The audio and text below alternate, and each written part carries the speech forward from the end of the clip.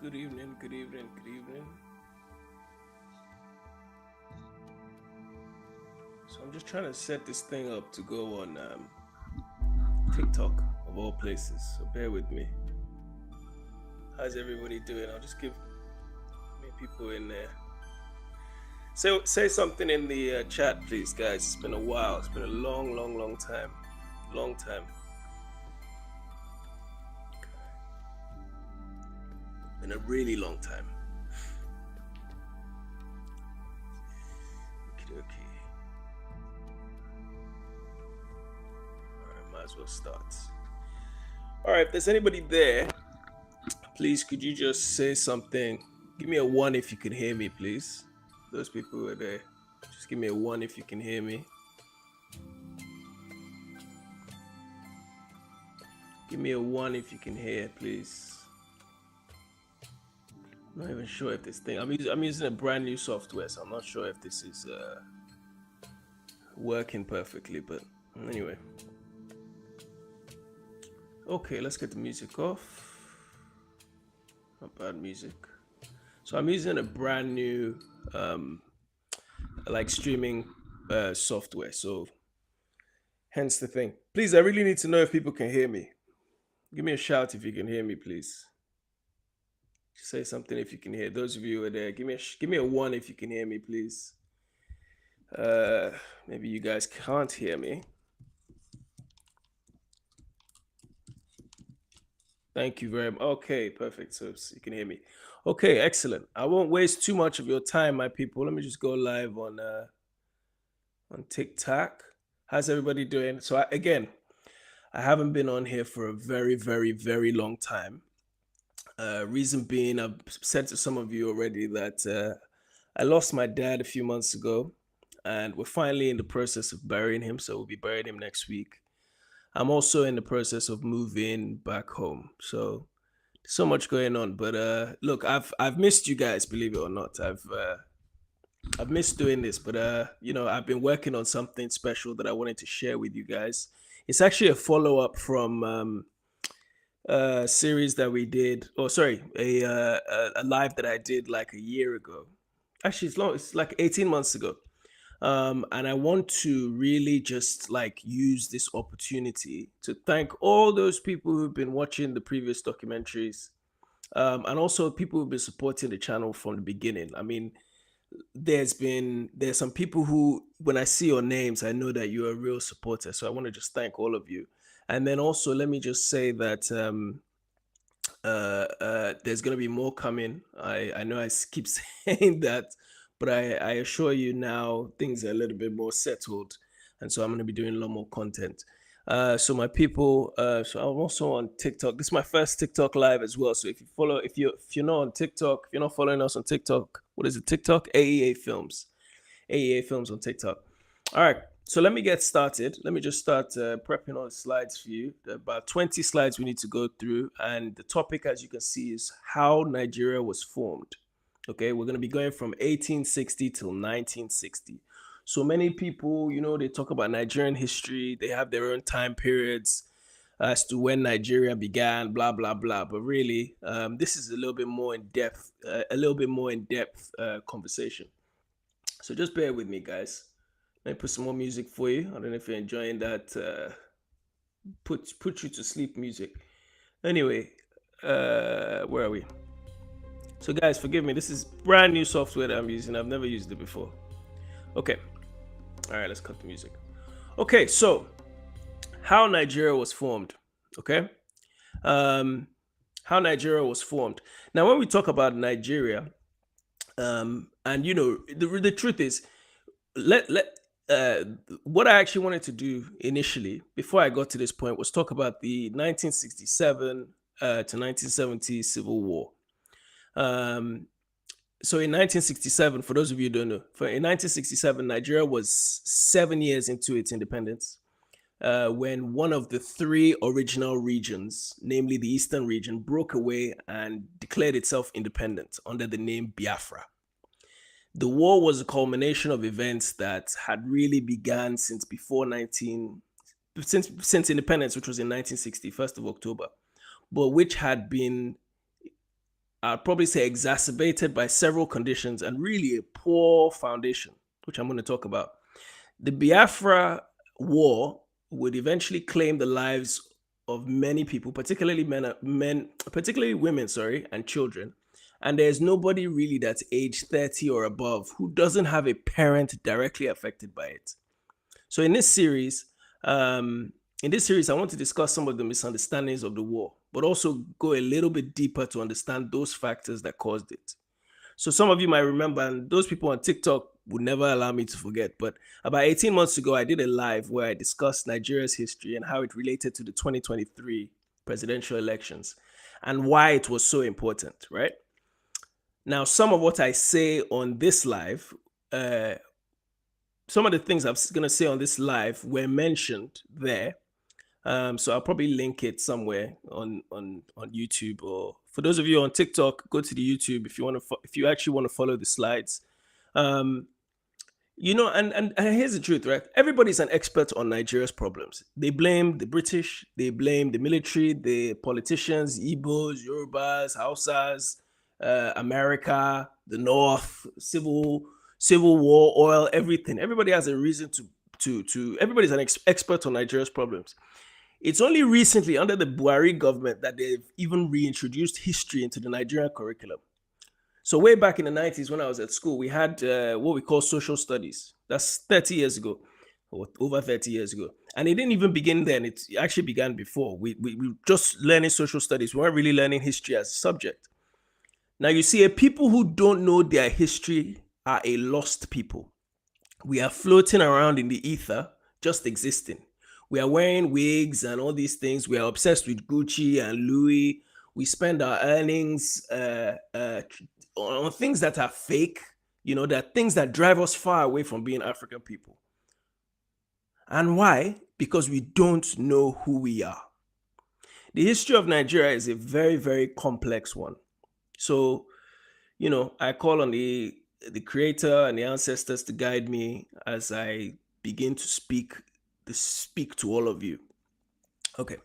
So again, those of you who are on TikTok, it's probably better for you to go and look at the slides on YouTube. I'm trying this TikTok for the first time, my TikTok people, so please forgive me. Okay, so on here you have two maps. The map on the left-hand side shows what Nigeria would have looked like in the period in the mid 1800s. The map on the right-hand side shows you the context of what Nigeria would have looked like in in Africa today. So that just gives you an idea of what we're talking about. Now, so before we even start to talk about, before we really, really start to go deep into talking about Nigeria, we need to go back to, a lot of people talk about, when we talk about the history of Nigeria, we like to talk about the founding fathers. We talk about characters like Azikiwe and Awolowo from the pretty much the 20th century. Very rarely do we mention the key actors in the 1800s who helped shape the Nigeria that we have today.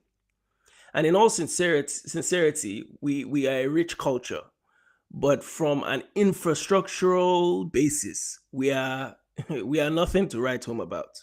Okay, so let me go back nearly 100 years before Azikiwe, and then let me introduce you to a man, and I'll make this slide a little bit bigger. A man called Samuel Ajayi Crowther. Okay, those of you who are in the YouTube chat, please give me a 1 if you can hear. I just want to make sure everybody can hear me. Okay, we're going to go back to a man called Samuel Ajayi Crowther. Okay, 1800 to 1900. Oh, that's a poor slide. Why did I look like that? Anyway, Samuel Ajayi Crowther. Okay, Samuel Ajayi Crowther is a person who many of you who are Christians, in particular in Nigeria, you would have heard of this man. Many of you who maybe go to certain schools, which I'll mention in a few minutes, would be aware of this man. But let me just go back 100 years. 100 years before Azikiwe was born. Okay, Azikiwe is the person that people generally look at as the one of the major founding fathers of Nigeria. So Samuel Ajayi Crowther, as you can see, was born 1809 in the old Oyo Empire. So for those of you who watched my documentary Dahomey and Vodun, we are talking about the time when Oyo was fighting against the Dahomey Kingdom for the purpose of enslaving people. Okay, again, when we talk about them enslaving people, it's not as if that's just how they lived. They were doing it as a reaction to the British people giving them arms, giving their enemies arms to go and fight, and then take their captives of war and make them slaves. In fact, Crowther's family members were direct victims of enslavement, taken as far as what would be called Sierra Leone. Luckily for them, they eventually came back. They were fortunate to come back, and I'll talk about that later. You see, we are taught that the British suddenly felt the need to end the capture and enslavement of Africans in the year 1807, but they kept going on the plantations. See, the British didn't suddenly become more humane, and they really didn't care much for Africans or their rights or their humanity. The truth is, it was expedient for them to end it because the Industrial Revolution had kicked off. Okay, at this time, I'm talking about the Industrial Revolution. At this time, a machine, sorry, was able to do the work of say 10 African men in a fraction of the time. So, what was the point in stressing over capturing Africans, shipping them across the seas, breaking them, selling them, managing revolts, and so on? So, Europe was becoming more urbanized, and the plantation life just wasn't needed anymore. By the way, uh, they may not have been capturing people from Africa. In other words, they may not have been going back to the coast and collecting people, kidnapping people, doing trade deals with people over there. But make no mistake, they were still bringing in enslaved captives to work and also to trade with the USA and other places, by the way, who hadn't abolished slavery. Okay, and if you want to know more about this, actually, a good movie you can watch.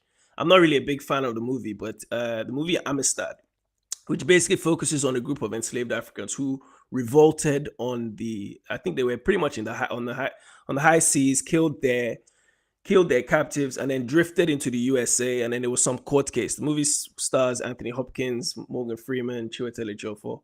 So that's a good film to kind of get an idea. I don't really like it, but Spielberg as usual. But anyway, so and also, by the way, let's remember that the USA hadn't abolished slavery at this point. This is USA abolished after the Civil War, so the 1860s. So Ajayi Crowther is existing 50 years before this happened in the USA. Only Britain really, as the main powerhouse, was saying, okay, we're not going to go and trade on the coast. So back to Samuel Ajayi Crowther. So he's known as the first African Anglican bishop. But for me, there is a more infamous role that he played. Okay, Samuel Ajayi Crowther is in part to blame for the religious and political confusion we have in Nigeria today.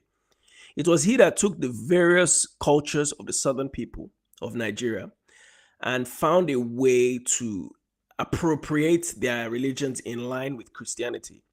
You see, he was one of the most prominent African Christian leaders of the 19th century, and he worked closely with the British missionaries and I guess indirectly the colonial authorities. Now, even though Crowther himself was not a colonial agent, the spread of Christianity by European missionaries is generally, I think most people will see this as the precursor to the political and economic domination that has followed. Crowther was the pioneer of Western style education in many parts of Nigeria, especially among the Yoruba speaking people. And again, when I say Yoruba speaking people, I don't mean Yorubas, I mean Yoruba speaking people because there's no such tribe as Yoruba, it's a language group. So he's also known as one of the men who translated the Bible and other religious texts into local languages, particularly Yoruba, like I said, Igbo as well. He promoted literacy as well and learning and also in English too. Because you see, the idea was he was going to take the words of our gods, for instance, and use them to anglicize them so that they had an English meaning rather than the complex meanings that we had already. So, as the first African Anglican bishop, Crowther was a key figure in the spread of Christianity, not just in Nigeria, but in West Africa. Uh, and of course, the byproduct of this is it severely weakened African religions our structures, our traditions, and so on. And you know what? Despite all these accomplishments, accomplishments, if you want to call them that, for him, the man, of course, still faced racial discrimination, condescension from all those missionaries that were like his ogas and the church leaders who would and they a lot of the times they would undermine his authority as an African. So you see, and this is something I want to talk about. We very rarely talk about it. You see, the role of the Uncle Tom in Black history, what they call the Uncle Tom, is a complex one. You know, there are millions of people who will describe what I'm saying now as blasphemous because he was a so-called man of God, as we like to say. We like all these phrases like man of God. But I think it's high time we assess what a man of God looks like and what we have lost. What we have lost as a result of men like Crowther, really.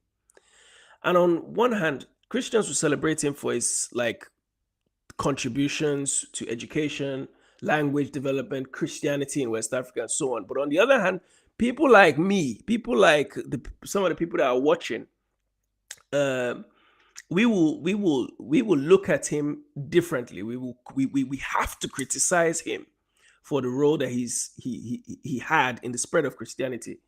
Okay, because ultimately that paved the way for colonialism and cultural imperialism. So the place that we are now, he paved the way for it through religion, through Christianity. You know, the anglicization, if you want to call it that, of our language, our spiritual system, his books and a lot of the stuff that he wrote were responsible for the way that we attribute the spirits of, say, Ifa, or to an extent even the Igbo, the various spirits of the Igbo language. Okay, because the idea is we need to try and make them match Christianity. So whether they were true or not, this man went ahead to fabricate it. So there's a big difference between how religion amongst Black people in Africa and then the Americas took root. You see, in the Americas, with the exception of maybe like Candomblé in Brazil, Santeria in Cuba, and Voodoo in Haiti, it was all, it was all, for those people, it was what they were left with. Like with us, for example, in Africa, we had access to all our religions, but men like Crowther were used very sneakily in a very Uncle Tomish way to step in and try and change it. But thank God, we still have some of it left. Anyway, let me go on. I'm digressing. So people on TikTok, by the way, this is my first time. I'm not really sure. I was trying to link the two, but I don't know how to do it. So if you're not really enjoying the slides, come on to YouTube, AEA Films UK. Okay, so where was I? Okay, Ajayi Crowther's daughter. Okay, so Samuel Ajayi Crowther's daughter. She married her name was Abigail. Sorry, she married a man by the name of Thomas Babington Macaulay. Okay, an African man, believe it or not. He was also a prominent missionary, worked with Ajayi Crowther, and an educator who founded the Lagos Grammar School in the 1850s. For those of you who don't know, it's in Bariga on Lagos mainland. So it's what they call the CMS Grammar School. Babington Macaulay was born around 1826. And let me just change the slide for you. Babington Macaulay was born around 1826. Okay. Shout out to people watching. Guys, if you're watching, give me a 1, or let me just make sure you can hear me, those on YouTube, please. Okay. So Babington Macaulay was married to Abigail.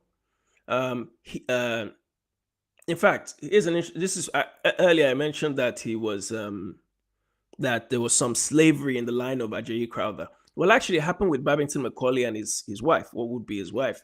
So he was born around Babington Macaulay was born around 1826 in Sierra Leone. Made his way back supposedly through the help of the British Navy. So he was taken in as a slave and then brought back through the British Navy. Now, fast forward to Babington Macaulay's son, who's the guy that you can see in the image, Herbert Macaulay. Okay, Herbert Macaulay, born in the 1860s, 1864, the son of Babington Macaulay and Abigail Crowther. So Samuel Ajayi Crowther's daughter, and Babington Macaulay, so a man who was also responsible for bringing the religious or Christian aspect to Nigeria, were the parents of this man called Herbert Macaulay. So you see his lineage in education and religion. So, like his father, Herbert Macaulay went abroad after attending CMS Grammar School. He became an engineer.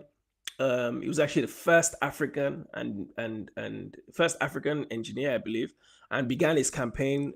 He was one of the first people to begin the campaign for the firstly for the Yoruba people, and later for the rest of Nigeria to become independent. The conversation started happening under him.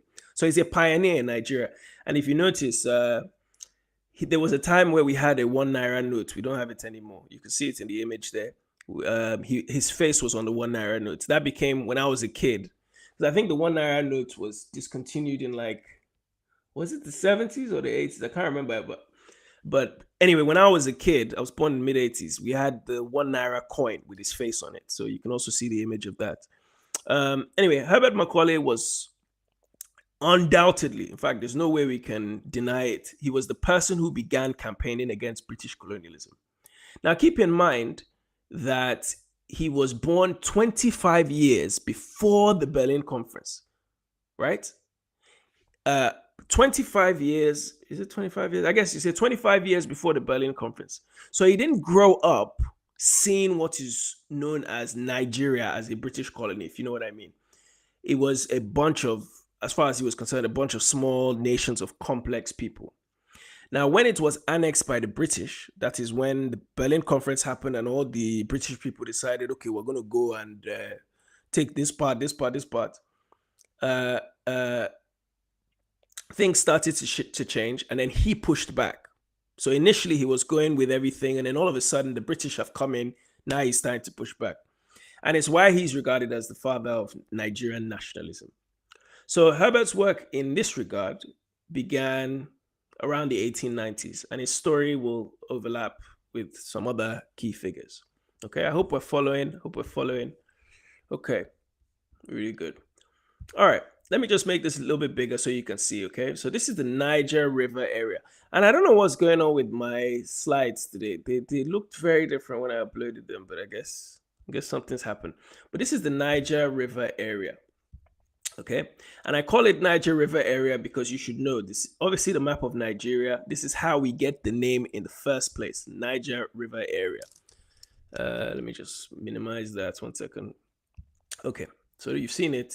Let me come back. So basically we get this name because it breaks down to the area around the Niger River, Nigeria. Okay. Niger area, Nigeria. Okay. As you can see, the Niger River flows, really, it starts in Guinea, flows all the way, and then comes through and meets the River Benue, and it creates this convenient split into three, with the north getting the larger part. You have the western part, so west of the Niger River, and then the eastern part, east of the Niger River. Okay. So the area basically that Britain had controlled was, actually no, let me go back. So the concept of what we call Nigeria today doesn't really come together until around 1900, the year 1900. Okay, because again, the Berlin Conference, these people didn't go in there with the intention of making nations. They went in there taking colonies, right? So, you know, you look at the situation in Senegal, for example, very, very, very strange situation where the French agreed that they would get the whole, what is now called Senegal today. But the river, Britain agreed that they were going to take control of that river. Now, the river just happens to split right the way through Senegal. So what you have is a very weird situation where you have a country within a country. So in other words, there are two borders between Gambia and Senegal, if that makes sense. So Senegal, Gambia is like a sandwich. Gambia is like the meat, and then the Senegal is like the bread. So it's a very weird situation. Anyway, the area that Britain had controlled was still settling down after various battles to conquer vast empires and kingdoms of people. So only 3 years later, Benin fell. So we're talking about the year 1900. Just 3 years later is when Benin fell. Um, in fact, they were still, at this point in time, they were still firing bombs at Onitsha, which is in eastern Nigeria. And, various other places were still they were still trying to make inroads into controlling these places and bring them under what they call their protectorate, the British protectorate. But ultimately, we had three regions. We had the north, we had the south, which became the southwest under the Yoruba speaking leadership, if you will. And then the southeast, which was the eastern region, which was largely under Igbo speaking leadership. And again, I say speaking because these are not tribes, these are groups of people who speak a language. Okay. The Igbo people are not, there's no such thing as Igbo people any more than there's such a thing as Yoruba people. Okay. And then, of course, you had there was also a fourth colony. There was what they call the Lagos colony. Lagos colony, of course, because this is a center for trade, so it was treated slightly differently. Okay, and this isn't that. Basically, the system that we had in Nigeria wasn't too dissimilar to England, okay, which at the time was trying to manage, under what they call Britain, was trying to manage Scotland and Wales, right, under the banner of Britain, basically, but governing from London. Okay, now, next slide. 1900, Britain introduces its politics.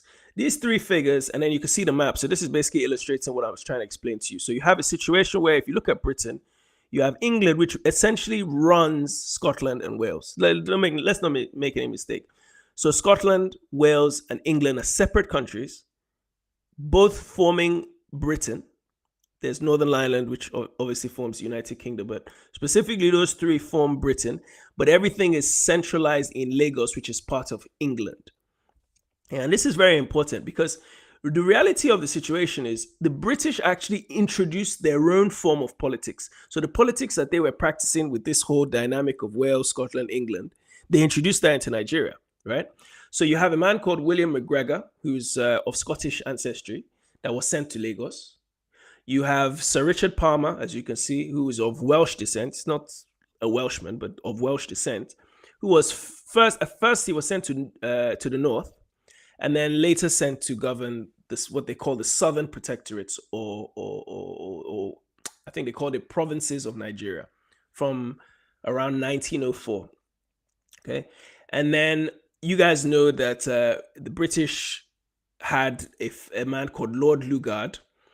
He was basically the person running the north. Lord Lugard's story is very complicated. I think not complicated, but he's a devious man, and it's incredible that this is the man who really is the center point for what we call Nigeria today. It's really, really very interesting. Anyway, so look, the North. I mean, we could talk about the North in a minute, but the British introduced their own social way of life into Nigeria.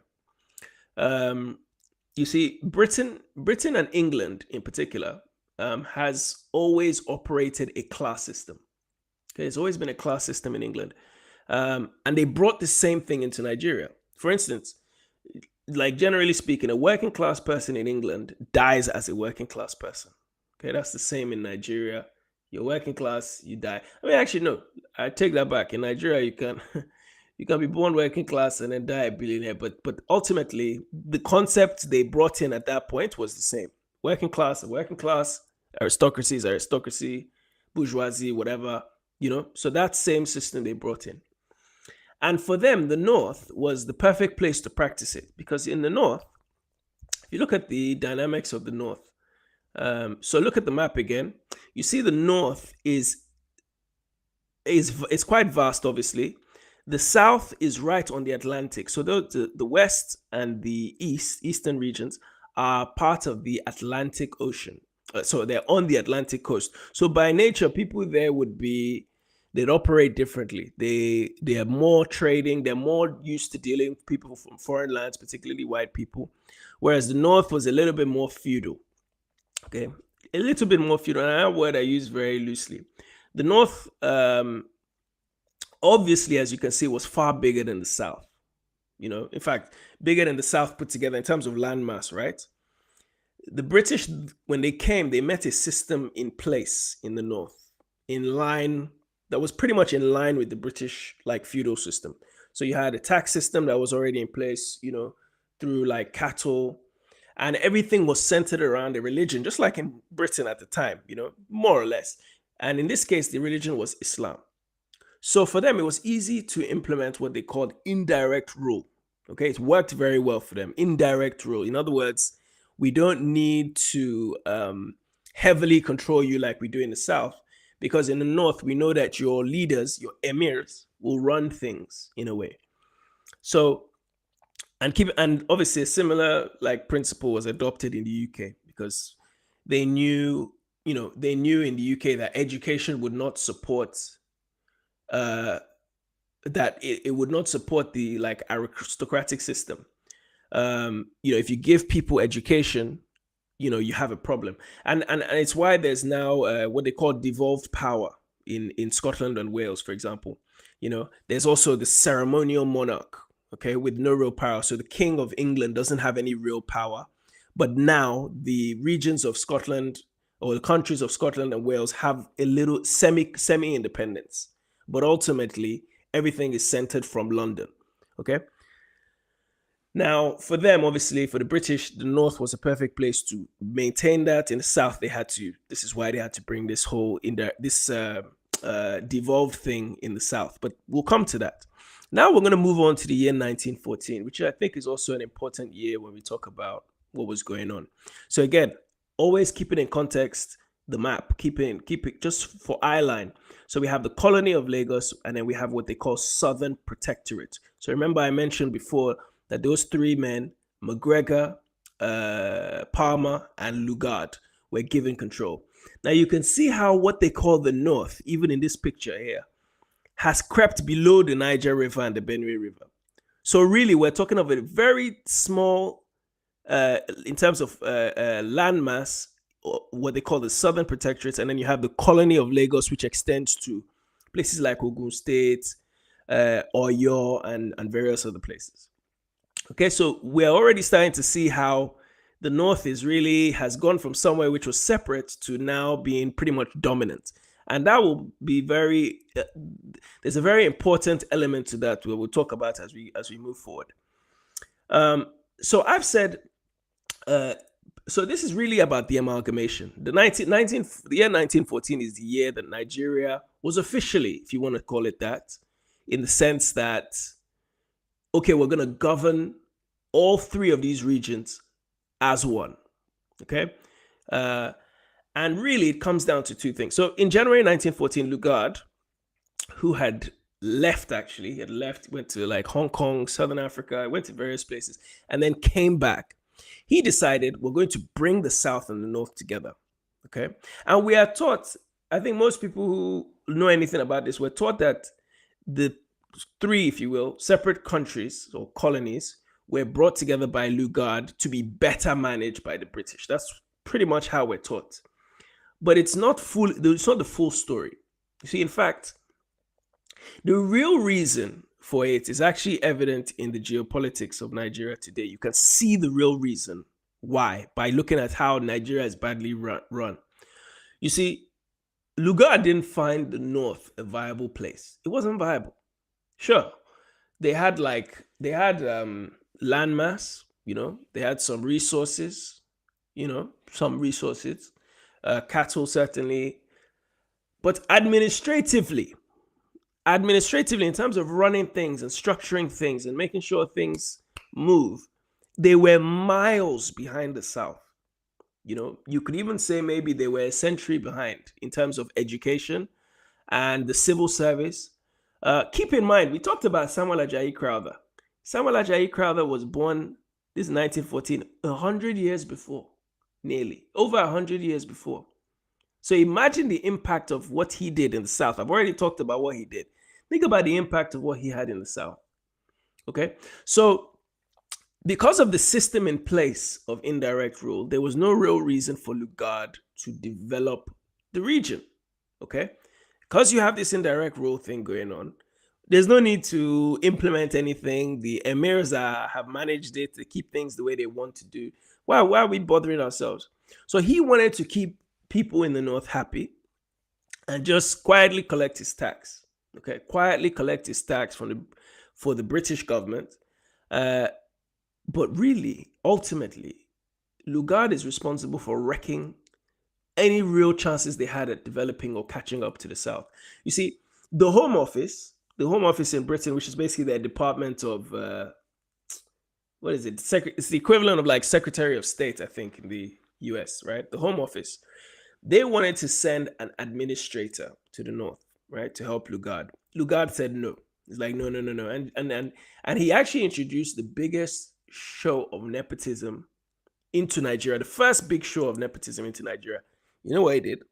He brought his brother. Instead of a professional administrator, he said, no, my brother can manage this thing. And really, they wrecked the North. They wrecked the North to the point where they stunted its development to the point where by the 1950s, okay, so we're talking about 36 years after this period I'm talking about, 1914. By the 1950s, there wasn't a single university graduate in the North. Not one. And keep in mind, we already talked again about Herbert Macaulay, who was born in the 1860s and went to university. Okay, so imagine there were various others like him too.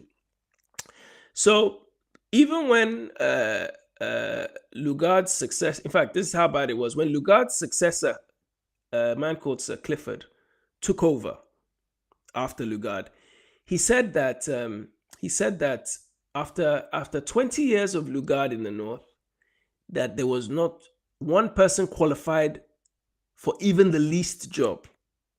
So after 20 years of having Lugard in the North, there was not one person qualified for the least job, which says a lot, okay? And really, you could say this is the beginning. This is where somebody can use the argument to say the amalgamation was the beginning of Nigeria's problems, okay? Yes, it was, but the reality is the North was not given the opportunity to catch up to the South, but that's okay. Let's move on. And basically, Lugard basically said that I need the help of the South to help the North financially. Fortunately for him, he had the people in control to help him because even Lugard wasn't qualified. Lugard, and another thing with Lugard, he had some allegations of, there were some allegations made about him when he was it Botswana, I think, but he was somewhere in Southern Africa serving. Some allegations of abuse of funds and also like some kind of genocidal things that he was involved in. And also keep in mind, the year of the amalgamation in 1914 is, it happens in 1914, in January 1914, but 6 months later, World War II breaks out. Okay? And remember, World War II, for those of you who haven't seen my documentary, Daomi and Vodun, I go to the site where the first gunshots of World War I, sorry, I said World War II. World War I were fired. Okay? World War I, the first gunshots were fired in Togo in a place called Kamina. Okay? Or Wahala, actually. Okay? Before they went to Europe. Anyway, hope you're following. Let's move on. So, next slide now. Kamal Okwe says Lugard was a Freemason. Absolutely. Absolutely. People want to co-host. Sorry, guys. I'm not really familiar with this TikTok thing. We're on the YouTube thing. Sorry. I'm not really sure what I'm doing anyway. Okay.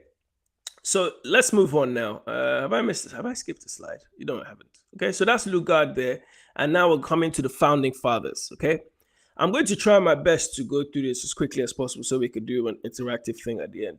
But Nigeria's founding fathers. Okay. Before I even start going into them in detail, now, keep in mind, the World War I has started. We've gotten up to the year 1914.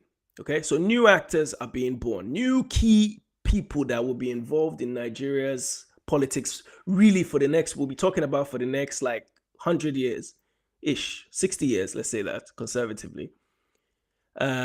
New people were being born. And obviously, Herbert Macaulay, who we've already talked about, was coming of age. Okay, he was coming of age and starting, in fact, he was on almost on his beginning his decline. Okay, 1914 to 1918 is the First World War. A new generation, a completely new generation was being born into a world where a handful of British people, think about it, a handful of British people were running the affairs of diverse group of Africans. They say we have 400 different ethnic groups. I would say 400 nationalities. Imagine a handful of British people are running that. So the world was also changing, Slavery in the transatlantic sense had more or less come to an end. And then nations also started to be formed. Like they were starting to think about being formed, not just in Africa, but around the world. So we understand this story a bit better. Let's take a look at these three main figures who were being born at this time. And I want to look at how different their backgrounds were and how those backgrounds impacted their actions and later played into the hands of the British. Okay, so three men I'm going to talk about: Nnamdi Azikiwe, who is from the east; Obafemi Awolowo, who is from the west; and Ahmadu Bello, who you can see in the image, is from the north. Okay, and it's very important. The background of a leader shapes their political views. Okay, where those of you watching the debate with this thing with what's his name, Donald Trump and Kamala Harris, for example. Donald Trump's politics are shaped by his upbringing. He's a wealthy man. Maybe he got whatever he wanted. So that upbringing goes into how he becomes president forcefully. Okay. And I want you, as we talk about these three guys, I want you to note that none of them, absolutely none of them, despite their roles as nationalists, none of them, for those of you who know your facts about Nigeria, despite all the pressing for independence of Nigeria, despite all their nationalism and activism, none of them actually held a tangible position of power in the central government. Nothing tangible. So that's interesting to think about, despite all of what they did. And again, that's one of the many reasons that we could say, this has caused a problem in Nigeria. So let's deal with Ahmadu Bello. So he's born into a Muslim royal family, in 1910 in a place called Rabba, which is in Sokoto. He's from the line of the Sardana. He becomes the Sardana, but the Sokoto Caliphate. For those of you who know your history about Nigeria in particular, in the 1800s, the Sokoto Caliphate was established by a man called, a Fulani man, a jihadi, called Usman Dan Fodio. Okay, again, if you watch my documentary, Kano, which is also on the channel, you'll be able to find out a little bit more. I talk about this towards the end of the documentary. So Usman Dan Fodio took over what they called the Hausa Bakwai states. Hausa Bakwai are the Hausa-speaking city states that exist in northern Nigeria. Again, they were never united, but they were there. He came and took over and obviously pumped Islam into it. Ahmadu Bello was enrolled in a Muslim school. So basically, he ended up being imbibed with like Islamic teachings and traditions. The man if you watch his interviews anyway, he had a very good command of English. And that's really because he became a teacher. He became, I think it was a primary school teacher. So he taught English at a very early learning years level. And obviously this is the British time period. So, his command of English wasn't that bad. But in terms of education, he was mostly focused on Islamic education. In fact, he actually continued to fly his grandfather, because Usman Dan Fodio was his grandfather. He continued to fly the flag of his grandfather, which would eventually shape all his politics. For him, for Bello, the need to propagate Islam was the most important thing. In fact, the Muslim North, what they call the Muslim North from the image that you could see, remained pretty much at loggerheads with what they call like the TV people, the Tiv people, who are in the middle belt of Nigeria, the Christian people in that part. They remained at loggerheads, but they controlled them up until a certain point. And we'll talk about that later. So Bello, like I said, was influenced by Usman Dan Fodio. I think it's his uncle, Ahmadu Bello's uncle, Abdullahi, who was, he wrote a lot of work on Islam and Islamic jihad. And ultimately, again, this will be used by Bello to run his state or his region. So this turned Bello pretty much into a conservative and a champion for the faithful, maintaining and with a view to maintain the Fulani rulership. Okay, so that's Ahmadu Bello, as you can see. And again, he's another person who Make this a little bit bigger for you. Ahmadu Bello, you see the 200 naira notes that we use today? That 200 naira note is of Ahmadu Bello. So still a prominent figure. We'll talk about it a bit more. Let me read some of your comments quickly. Ekumeko War also ended in 1914. He knew the tribe of Judah went through the Atlantic slave trade. Am I Ghanaian? No, I'm not Ghanaian. Rwandan and Nigerian. Thank you, Lizzie. Lizzie, long time. How you doing? Tapiwa M, what's going on, my friend? Late to the party, but just popping in to say, hey, keep up the great coverage. Thank you, my brother. Appreciate it. Okay, let me get back to it. Good to see some of you guys again after so long. Where are we? Okay, so next person. So the next person we're going to deal with is Obafemi Awolowo. Okay, so again, for those of you just tuning in, we're focusing on the three founding fathers. We've talked about Herbert Macaulay already. Herbert Macaulay was probably about 50 years earlier than these guys, but was doing the groundwork. But these are the guys who will ultimately get the majority of the credit. So we've dealt with Ahmadu Bello. Now we're going to deal with Obafemi Awolowo. So Obafemi Awolowo was born in Ikenne, which is in modern-day Ogun State. Ogun State is from the Egba tribe. I said tribe. Look at me using this word. The Egba people of what you would call Yoruba land, so Yoruba speakers. He was born in 1909. Now his upbringing is interesting. His father died of smallpox. Okay, his father was a wealthy man, but he died of smallpox. But in Africa, the heritage system, I'm going through it now myself. My father just passed away a few months. I'm going to bury him next week. The heritage system of Africa ultimately means that most of the time, I'm not saying all the time, but in his case, Awolowo's case, his uncles took his inheritance from him. Okay, so he didn't grow up wealthy, even though his father was a wealthy man. So obviously, what does that do for him? It helps him understand the feelings of the downtrodden, for example. Okay, so he's deprived of stuff and has to fend for himself. In fact, he went to like 6 different primary schools. He developed what they call projected identification. Okay, he ended up going to an orphanage, and it would later influence his social welfare politics. See, this was a man who when it was his time, when he was campaigning for prime minister and even as premier of the West, much later, he was advocating for things like free healthcare and education up until the age of 18. Profound stuff. Very different to what others were saying. And the 2 books, there's a lot of stuff out on him now, especially. He wrote a lot, but the 2 books which shaped his philosophy was a book called The Human Machine by Arnold Bennett, and It's Up to You by Ernest Holmes.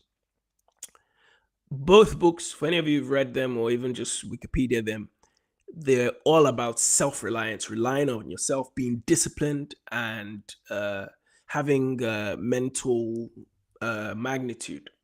So Awolowo would eventually further his education in Britain during the 1940s. Okay, and this is also going to be important, but I'll come to that later. Let me go on to the final figure, and also, again, just focusing on the currencies. Look at that. So he's the man who's on our 500 naira notes. So in case you didn't know, that's the man on our 500 naira note. And as you can see from the maps, Ogun State, where Ogun State will be today, versus where the Egba people were. Okay, so let's move on to the next person. Nnamdi Azikiwe, probably I would say the most famous of the 3. Maybe I would say the most famous of the 3. Okay, so let's keep it moving. Okay, more comments. I'll read them in a bit, but thank you very much, my people. Please hit that like button, I beg. It's been a while. I'm trying to get, YouTube forgets you once you don't do these things, once you don't update. So hit the like button so my movements, the algorithm can favor me small. Okay, thank you, my people. All right, so we'll move on to Nnamdi Azikiwe. We're about halfway through now, so I want to try and speed this up. So Nnamdi Azikiwe, again, like I said, probably the most prominent of the 3. I bought his biography about 3 years ago. It's a fascinating read. You must read it. The guy's life is him like Dr. Kwame Nkrumah of Ghana. Their lives, why they haven't made a feature film about them, I don't know. Because their lives are so complicated. They had so many worldly experiences. But anyway, so Nnamdi Azikiwe is born into a Christian family in northern Nigeria.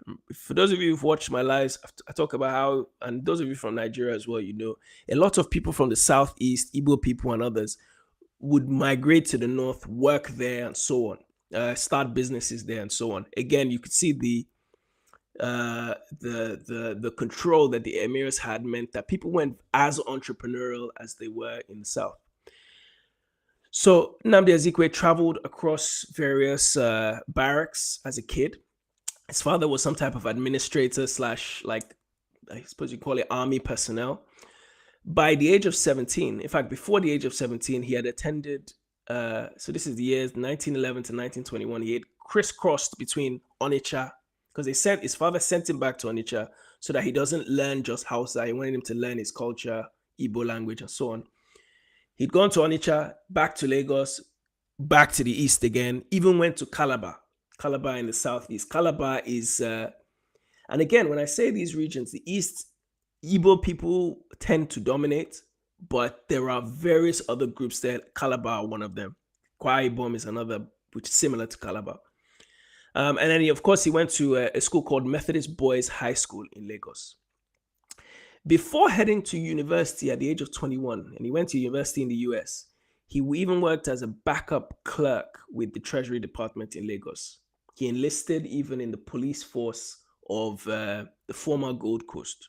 So remember, Britain had their colonies, so you could go and work within them. Gold Coast was 2 countries away, but it was still part of the British colonial Africa, if you will. So if you think about that in context of his upbringing, Nnamdi Azikiwe developed more of a cosmopolitan worldview. Okay, he was more footloose, life of like a soldier or civil servant's kid.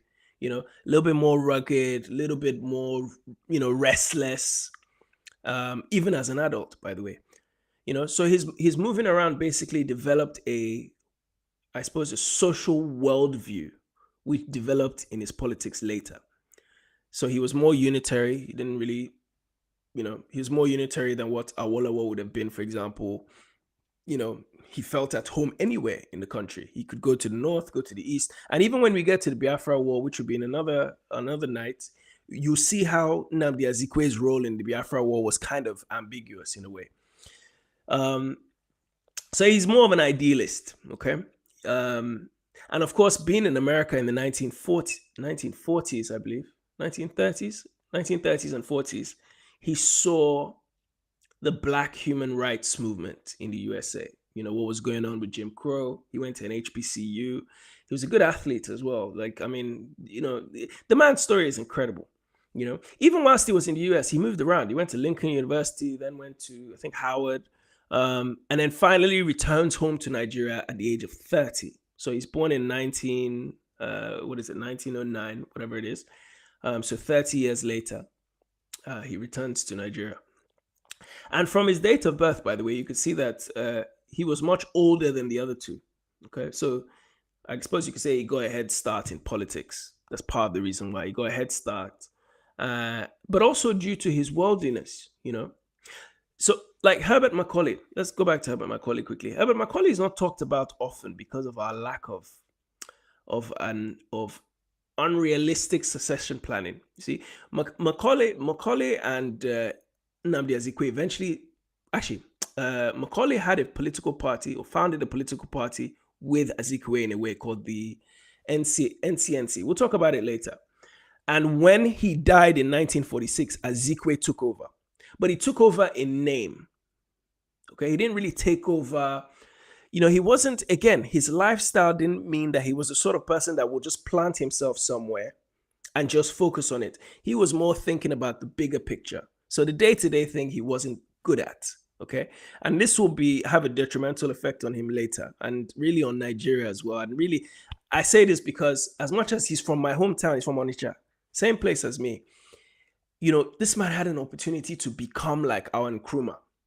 And certain things he did, certain choices he made, I think let the whole country down. But I'll talk about that in a bit. Okay. you know, another thing is we didn't have many. If you think about our history, you look at Ghana's situation, for example. I don't want to keep comparing, but Kwame Nkrumah was willing to go to jail. He was super patriotic. He didn't always have the best ideas, but he was super patriotic. Wanted Ghana to be free at all costs. You see his Independence Day speech in '57. And you see just how passionate he was. Azikiwe had this ability too, but for some reason pulled back. But we'll talk about that later. Let me not spoil it for anybody. Let's keep it moving. So again, just so you're clear, this is what you will call Igbo land, really Igbo speaking land. He's from Onitsha, which is right under the river Niger. I'm going to be there next week, God willing, to bury my father. And you could see it. It's part of Anambra State today in Nigeria. So if you look on the map on the right hand side, that's where he's from. Okay, so let's move on. Now, each man's geopolitical view. So again, we're talking about Ahmadu Bello, Nnamdi Azikiwe, Obafemi Awolowo. Okay, those three people are the way they were raised. We've already talked about it, but now we're talking about how that directly influenced their politics and the way they lived. So let's deal with Bello first. Bello was, like I said, was influenced by his surroundings as a royal man in the Fulani group. As the Sardana, he became the Sardana of Sokoto. That's the emir, the primary ruler of Sokoto Caliphate, but also really of the northern part of Nigeria. Now, he's a believer in Islam. And if you do a short comparison between him and Awolowo, you can see that based on like their outlooks on life, Awolowo being essentially an orphan when his father dies, Ahmadu Bello wanted to run a state on religious terms, whereas Obafemi Awolowo was a secular person. Okay, he wanted to run a state as a political project. So, and I'm going to deal with that in a bit more detail in a minute. But the mentality of Bello, encouraged by the British, by the way, is the reason why we see all this nonsense today. All this thing, for those of you who watched the elections last year, all this Muslim ticket nonsense, this is really because of Bello. Bello's influence is what brought this whole idea of, we can't have him. If a Muslim is president now, we have to have another Muslim. Then we have Muslim. It's the reason why the nonsense is going on, and it's now becoming more bastardized. Because the previous regime was a Muslim Christian ticket. This year was the one that won was a Muslim ticket. Next year, probably they'll go for Christian president and Muslim. And this is the reason why, because of Bello's concept of Islam and how important it was. Now, if we compare those two now to Azikiwe lived briefly in the north, like I said. He moved to the east and eventually moved to the USA. While studying in the USA, he saw what we call the presidential system.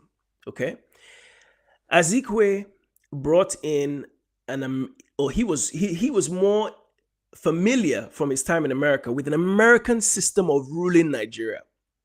Okay, whereas what were we operating? We were operating a British one, right? Parliamentary system. So you didn't need to win in the US system. You didn't need to win a seat in Parliament to become a minister, for example. You don't have to win a seat in Parliament to become Secretary of State or anything like that. You don't necessarily need to. But in the British system of the parliamentary system, which was basically imposed on us in Nigeria, you had to become a member of Parliament, an MP, and then you from there can be elected, given a position in the cabinet. So Awolowo. So that's Azikiwe. Now, Awolowo, on the flip side, lived in the north too. So he had experience there. And then he lived in the north and then went to Britain. Now, while studying in the UK, in the mid-40s, by the way, he witnessed the British government introducing three things. And keep in mind, I'm skipping a little bit, but we're talking about the periods post-war, right? Or post-war, just the end of the Second World War. So he witnessed three key acts made by the British government. One of them was the Butler Education Act, which was in 1944. This act basically saw the compulsory education age in England climb to the age of 15. Okay.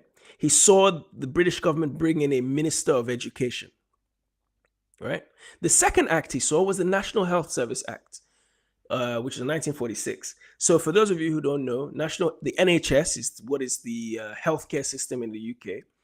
He saw this being enacted, and basically what it did was, okay, post-war, the British government said, we're going to bring free healthcare to citizens in England and Wales, taking effect, I think it was 1948.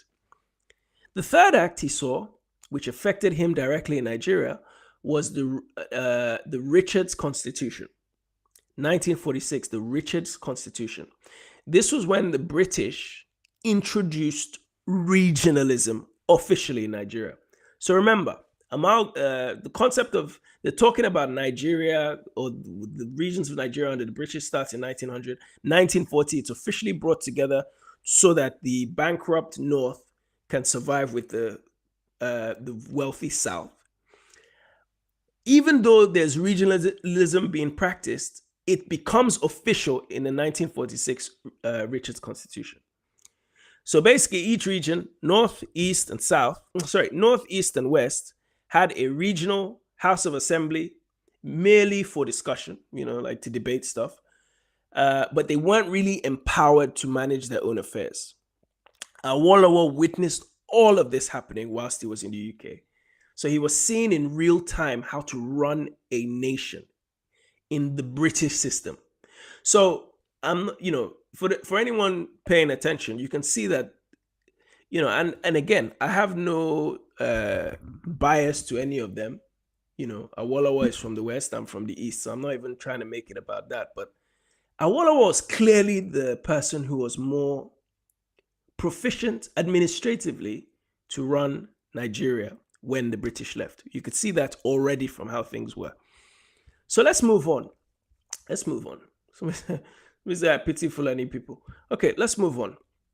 All right, now things start to get interesting. So I'm going to talk about 1946 to 1949. I just mentioned those acts which kind of overlap with these, but these are the crucial years. This time period, if we got it right this time period, I really, really think Nigeria would be something else today.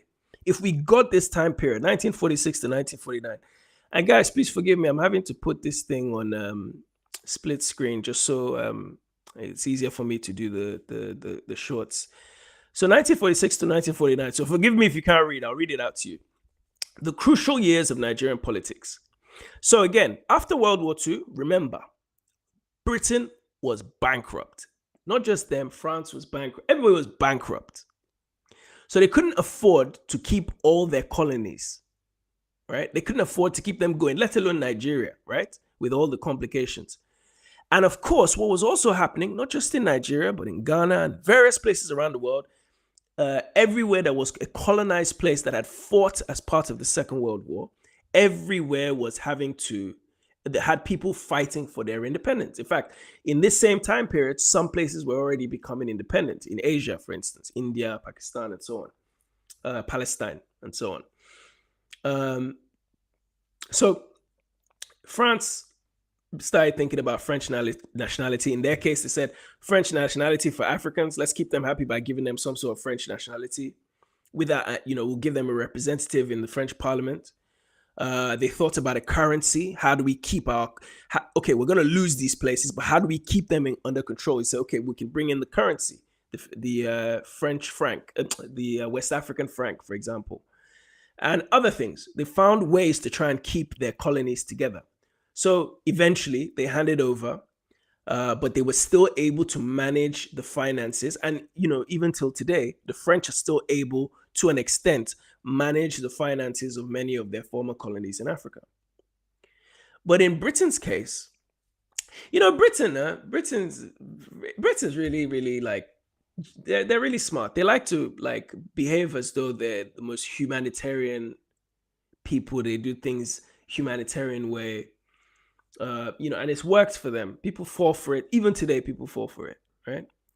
Now, if they truly cared about giving Africans or Nigerians in particular independence, for us to thrive in independence, they could have decided in 1960 that they would give independence to each of the three regions. they wouldn't have insisted that you guys should be together. They'd be like, East go your own way, West go your own way, North go your own way. You know, similar to what they did when they gave independence to Pakistan. So remember, India was the main country at independence. Jinnah decided to go against Nehru and Gandhi and split off and said, no, we're going to bring the Muslims into Pakistan. We're going to take all the Muslims as far as Pakistan. And then you saw what happened immediately after Bangladesh split off too, right? So now you've gone from India to India, Pakistan, and Bangladesh at the exact same time. So the years after World War II, as you know, guys, many African soldiers took part. They were now coming back home, having fought and killed white men in Europe, killing Europeans. So for them, it was hard to keep them in check, if you know what I mean, especially seeing how labor laws were operating. Now, let's go back to Herbert Macaulay. 1946, Herbert Macaulay dies. Okay, so the pioneer, the person who began the whole concept of nationalism, who was born before the Amalgamation, born before the Berlin Conference, passes away, and now there's a vacuum for leadership. Who's going to step in? And for those of you who are from Nigeria, Herbert Macaulay in Lagos, not far from where my parents lived, there's a big road called Herbert Macaulay Road or Avenue, if you will. And then there's statues of him all over Lagos. So it's a very, very important figure. Really, I think people should look into him a bit more. But he dies and there's a vacuum for leadership. Now, if you look at the three figures that I've mentioned, obviously Bello is a little too young for it. Awolowo was at school in England at that point. The only person that was around was Azikiwe, Nnamdi Azikiwe. In fact, when he came back from America, he was a journalist. He was sort of like a philosophical leader, if you want to call him that, right? He co-founded the National Council of Nigeria and the Cameroons, which is the political party that Herbert Macaulay was leading. He steps in immediately after. Now, even the name National Council of Nigeria and the Cameroons, if you saw the original map that I showed you, Nigeria, Eastern Nigeria and Cameroon, the Cameroons were part of one colony. They were really part of the same colony, even to an extent after the first coup in 1966. They were still parts of it. Those of you who know, Cameroon has a quote-unquote English-speaking side and then the larger French-speaking side. So Cameroons refers to the part that was English. And of course, Azikiwe at this point in time was also a leading figure in the nationalism movement. He was a voice, very good orator, very, very good speaker. He established his own newspaper at this time called the West African Pilot. He started publishing anti-British work, right? And the end of the Great Depression is when he came back. So this is a very crucial period leading up to the Second World War and then after. He later even established a bank, by the way, which will come back to haunt him later, called the African Continental Bank. He established this in 1956, much later. They ended up borrowing so much money to campaign for elections and so on, and they could never pay back. And that is probably the final nail in his coffin, and I'll talk about that later. So the British found out about this, and obviously they dealt with him, but I'll talk about that later anyway. Azikiwe was a handsome guy, spoke at least two of the three main, most prominent languages in Nigeria. He's a very good orator, and his experience living across the country meant that he was just the perfect person to step in after Herbert Macaulay and just run things and take Nigeria down the route of Ghana. His star had never been brighter. It was the brightest star in Nigeria. That Azikiwe star in 1946 was the one that could have taken Nigeria forward with one leader. But key events happened. Key events happened that could have even elevated whatever he was about to do. Okay? One of them was the general strike of 1945. Go and look it up. The general strike of 1945 and the Iva Valley massacre of 1949. Which both of them in some way led to confrontation with the British. Something like this happened in Ghana too. There was a massacre of some soldiers who were protesting after the Second World War. They ended up being shot by the British. and that was one of the catalysts for independence. But anyway, the general strike of June 1945. So basically, after the colonial government refused to meet the demands of Nigerian civil servants, basically they needed a cost of living allowance, to adjust to the inflation that was brought in.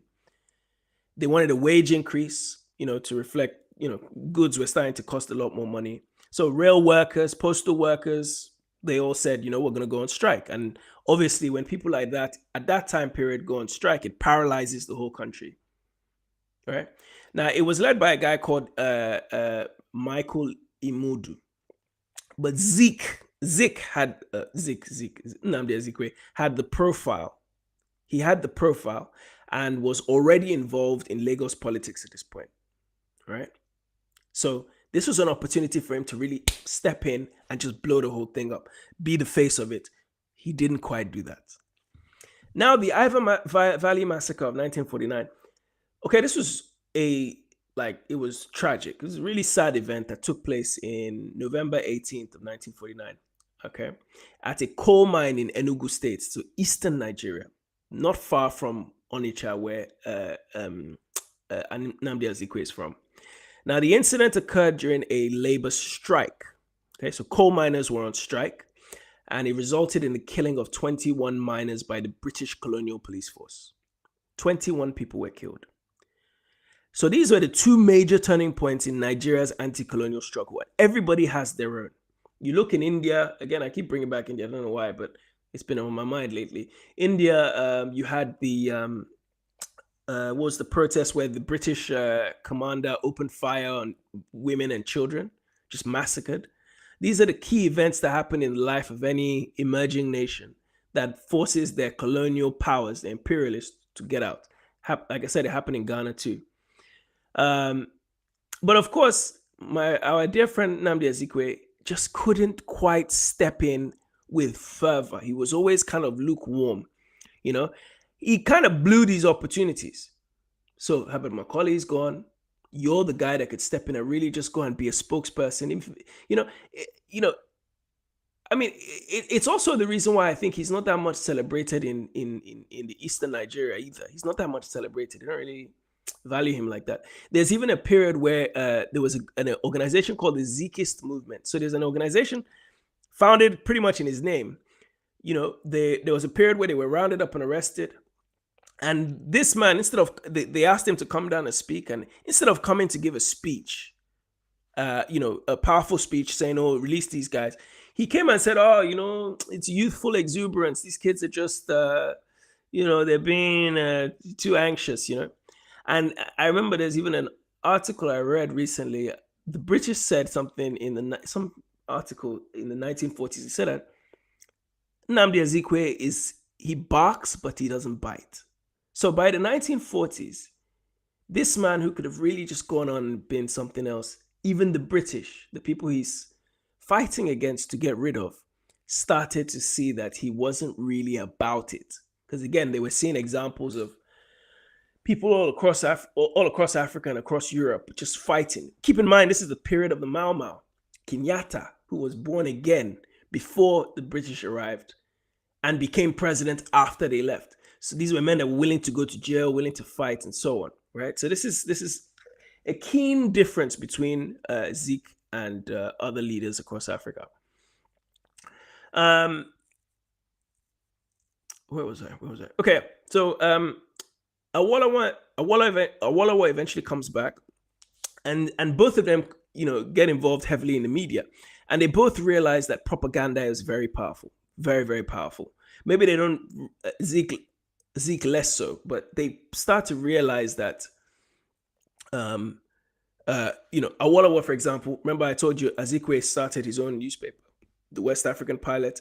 Awolowo did the same thing. He created the Nigerian Tribune newspaper, the Western Nigerian television station, the very first TV station in Africa. He established it.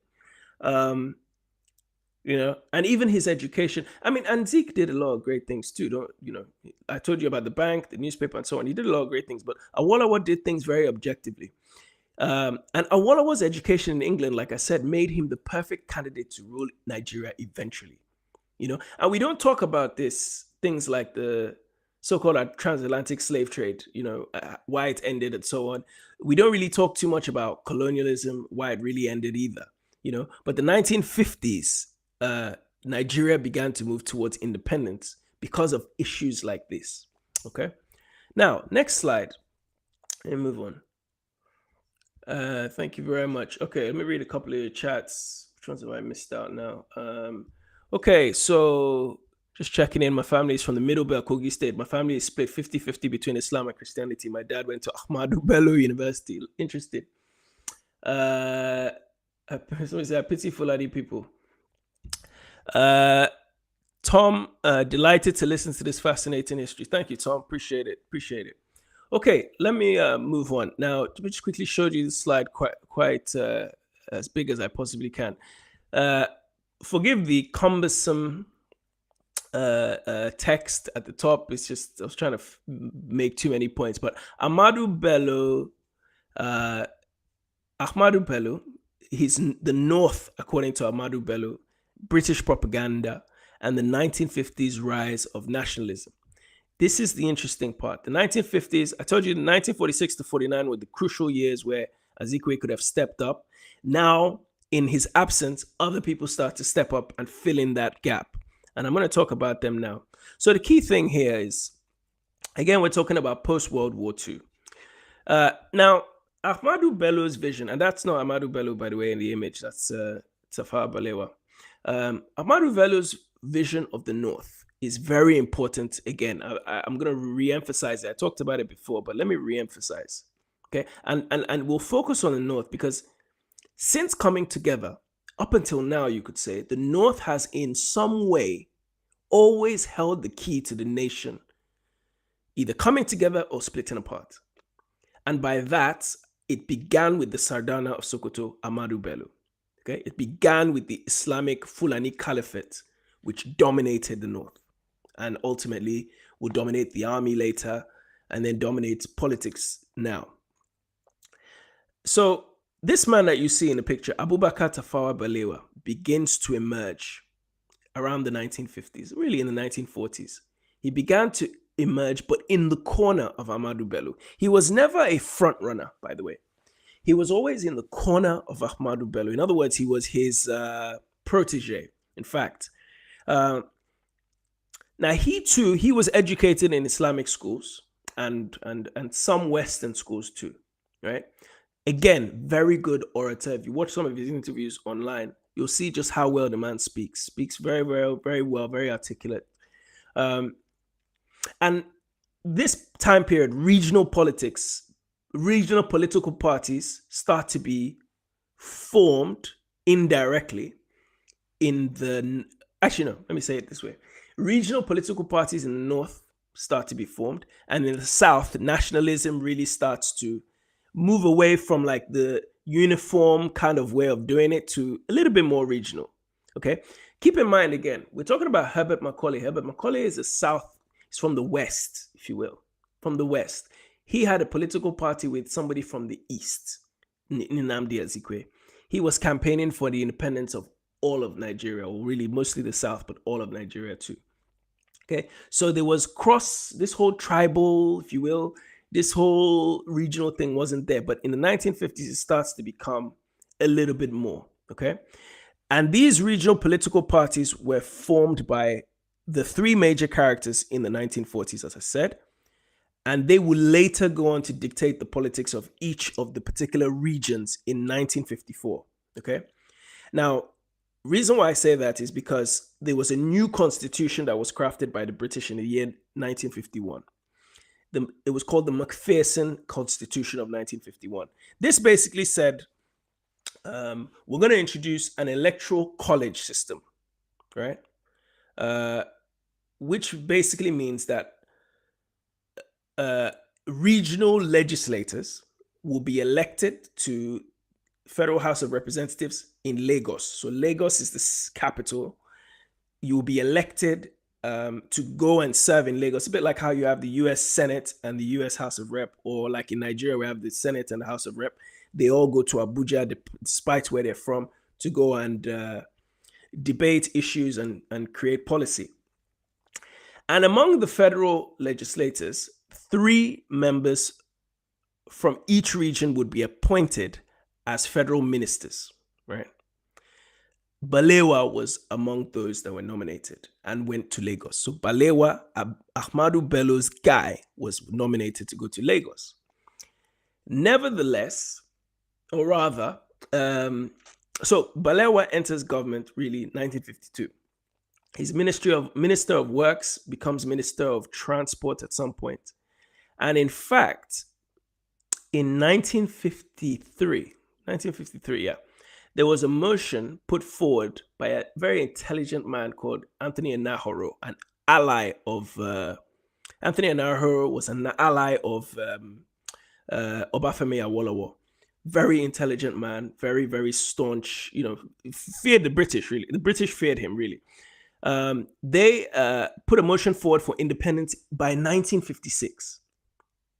So if that obviously didn't go through because Nigeria got independence in 1960, but if that motion had gone through in 1956 and Nigeria had become independent in 1956, we would have been ahead of Ghana. We would, depending on the date, we would have been ahead of Sudan and Guinea. So, Nigeria could have really gone and become the pioneer of freedom in Africa from so-called colonialism. Okay, we would have had we would have had an earlier independence also. And also we would have had we certainly would have become what we call the giants of Africa instead of becoming independent in 1960 like everybody else, 1961 and so on. Now, when that motion was put through, by the way, Awolowo said yes. Zeke, I keep saying Zeke, but Zeke, Nnamdi Azikiwe kind of said yes too. But Ahmadu Bello and Tafawa Balewa said no. Or really, Bello said no, and that meant no. Now, Ahmadu Bello had to come down to Lagos for this thing, right? And he was booed by the public. These guys were booed by the public. They were humiliated. They went back, embarrassed, went back to the north embarrassed. And, because you see in the north, right, traditional rulers are elders, right? They are respected. They dictate both policy and religion. Right, that's how they wanted it. They were not like the Azikiwes and Awolowos who they had to rise up through the ranks, join politics. These people were the rulers already, culturally and religious wise. So for them to go down and be booed because they said no, we don't want independence, that thing embarrassed them. And as he got back, they were so angry. It actually resulted in a very, very important set of riots which led to murders called the Kano Riots in the year 1953. Look it up, the Kano Riots. So, several Southerners were killed during those Kano Riots, many, many more injured. And this happens around the Sabongari area, market area of Kano.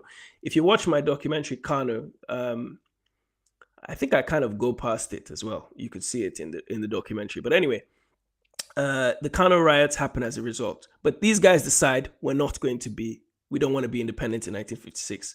And this would set the tone for the next 13 years, right? The next 13 years, because 13 years after 1953, we have the first coup. I won't spoil what happens for you, but you have the first coup.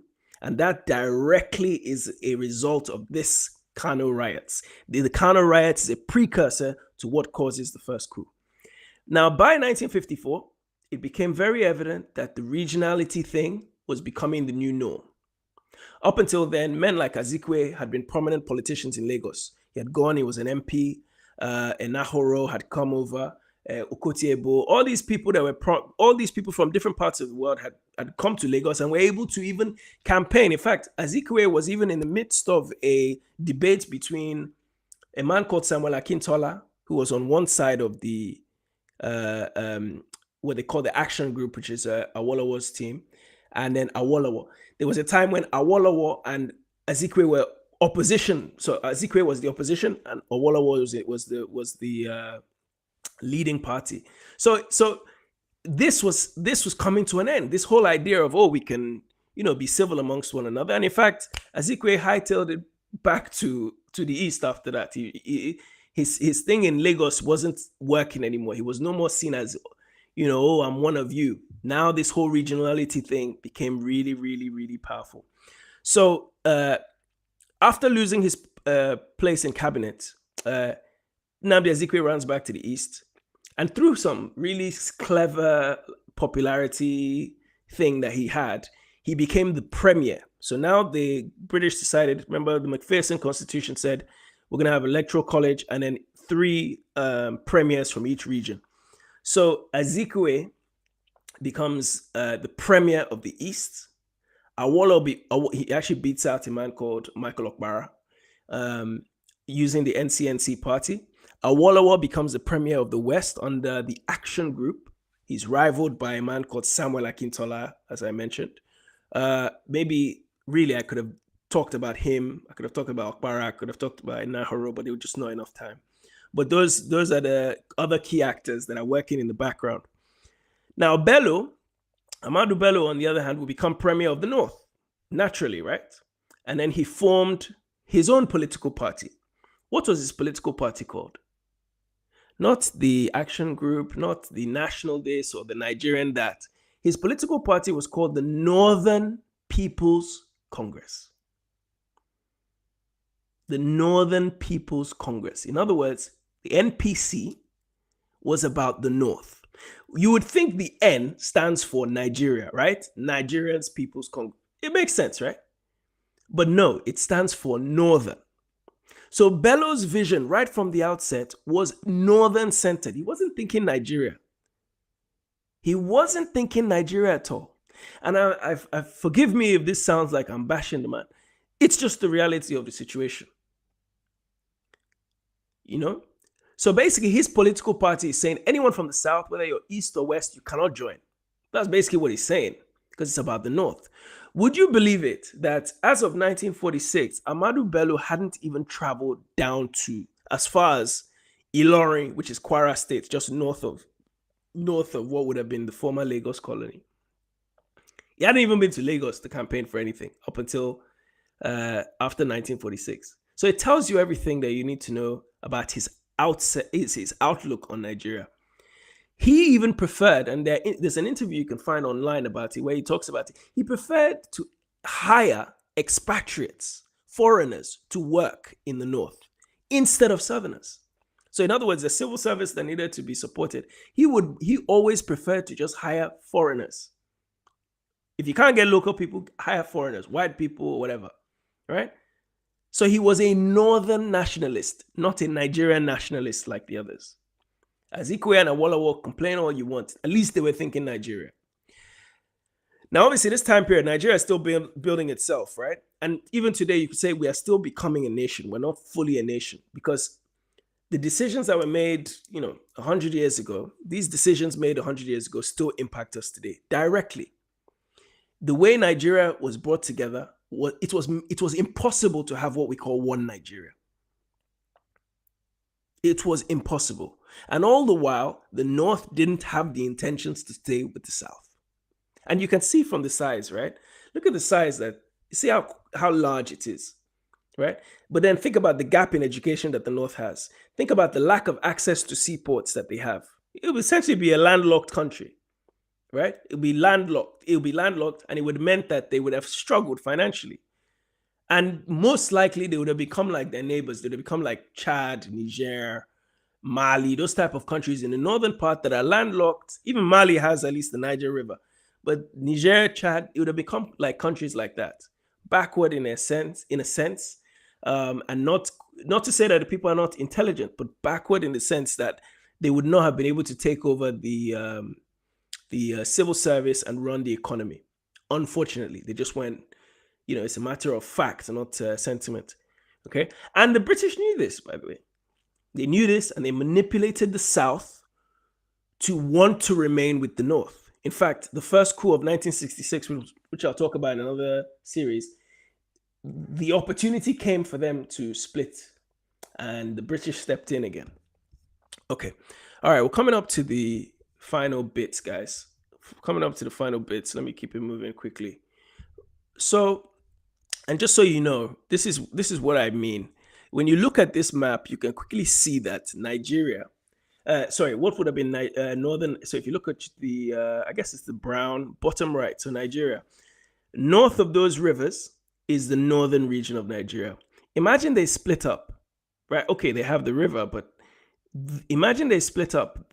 They would most likely have become like places like Niger and Burkina Faso, you know, sort of landlocked countries, a little bit of a river, but no real economy to back them. Okay. So now let's move on. Okay, I have two more slides and then we'll wrap up.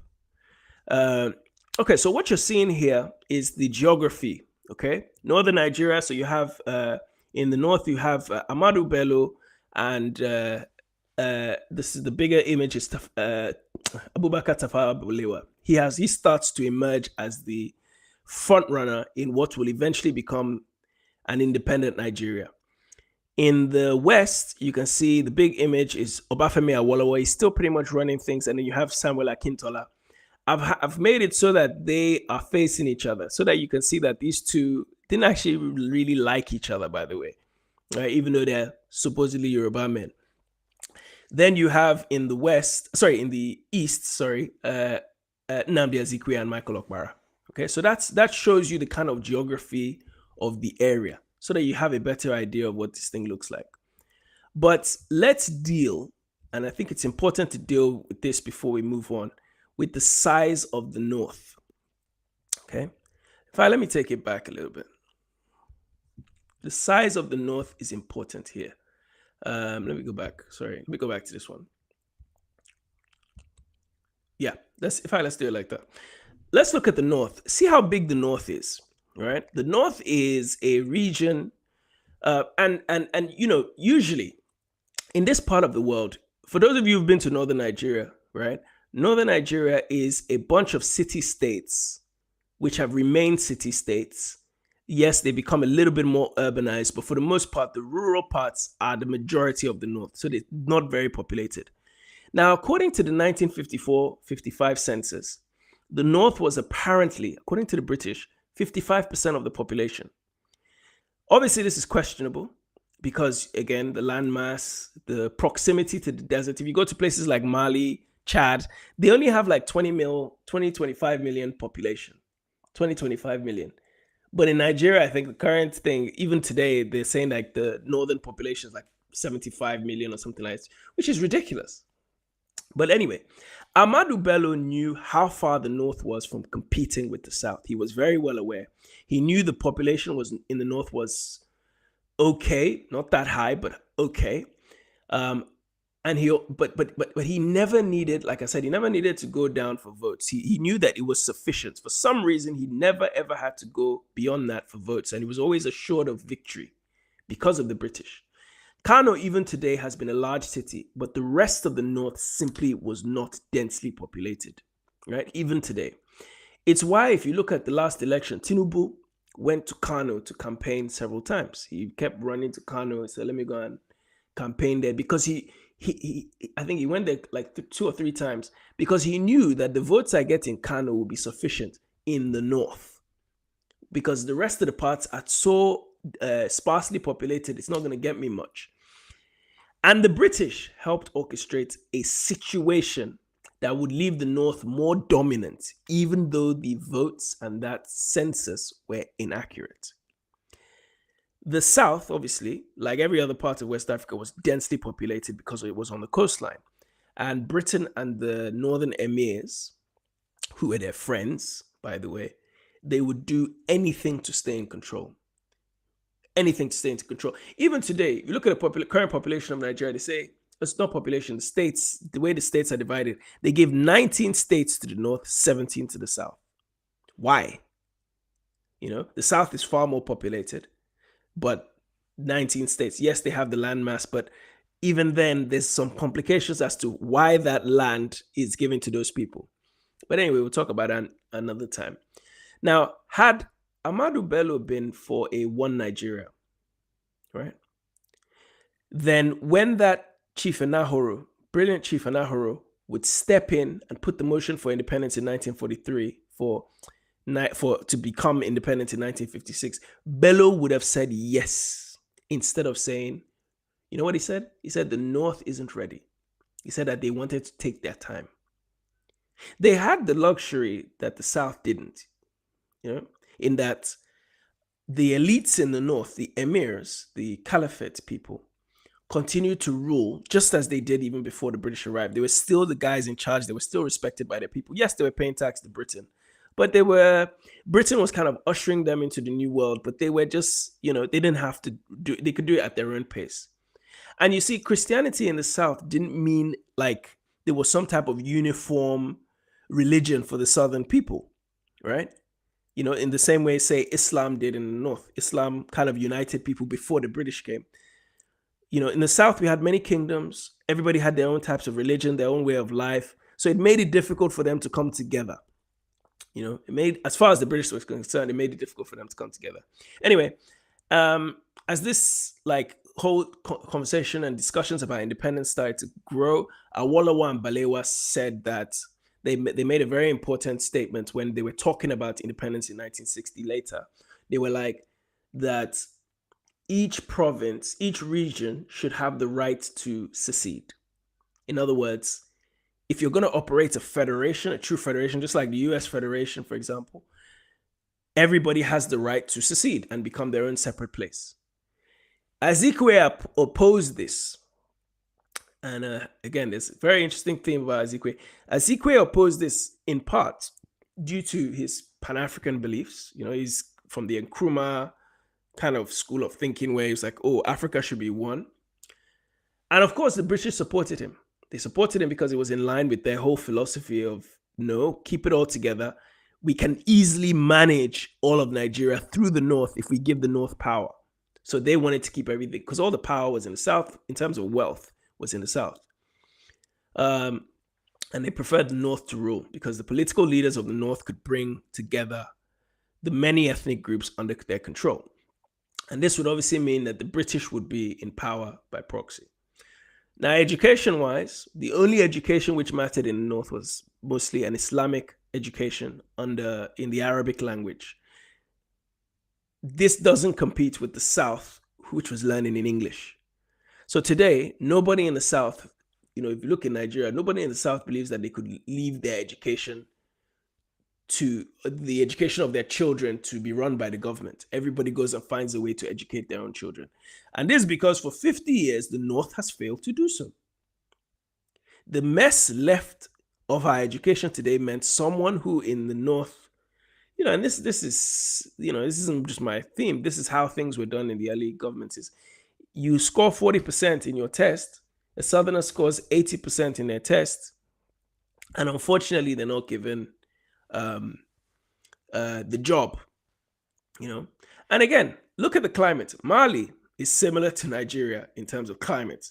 So the North would have survived in principle, but they wouldn't have thrived if they had gone on their own. So it's more important for them to stay together. And, as of 1974, the amount of graduates from Kano they weren't even up to 12 people. Can you imagine them competing with the South in the 1950s if they became independent? Anyway, in the end, the West and the East got a version of independence, minor independence in 1956, and the North didn't get any type of independence until 1960 when the whole country became independent. And then they fixed the date for independence to be the 1st of October 1960. Okay, and the elections would be run in the previous year, 1959. So let me speed through because I think I've gone a lot longer than I expected. Let me read a couple of your chats. Lizzie, my sister, how you doing? The North always says they have the numbers. You see? Thank you. Lizzie, I have a feeling you're from the North. The fact that the people in Nigeria to this day still continue to kill themselves in an attempt to maintain this evil, dark, and perpetually retrogressive contraption that British forcefully created shows that there's something fundamentally wrong with Black people for the most part. I don't think it's that. And we'll please, guys, by the way, if there's time at the end, I'd love for some of you to jump on, but I hear what you're saying. I think the way you're wording it makes it sound a lot more drastic, but I hear what you're saying. We'll talk about it at the end. All right, let me move on because I want to wrap this thing up quickly so that we can get you guys on. Okay, a couple of things. In fact, let me go back a couple of slides. Let me go back to this image, because this image is interesting, because again, I want to just talk briefly about the internal battles that were going on. They're quite funny. Actually, no, let me save time. I'll just talk about Akintola and Awolowo. So it's in the West.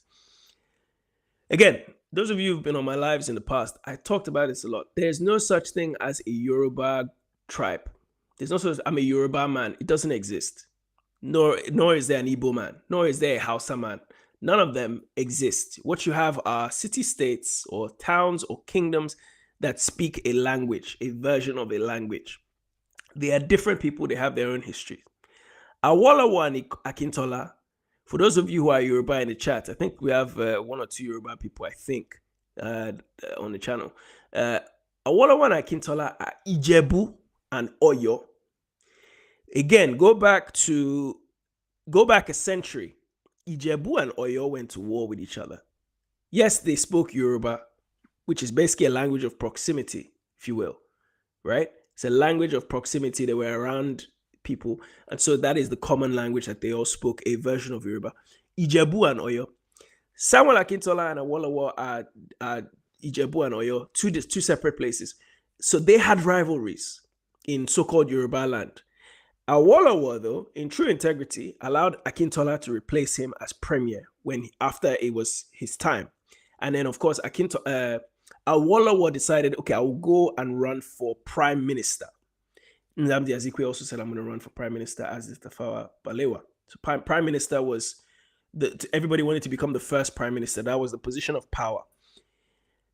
So when he gave up the premiership of Western region, there's even a story that it was so difficult for Akintola's wife, as the new first lady of the West, to replace Awolowo's wife, because Ibadan is in Oyo, where he's from.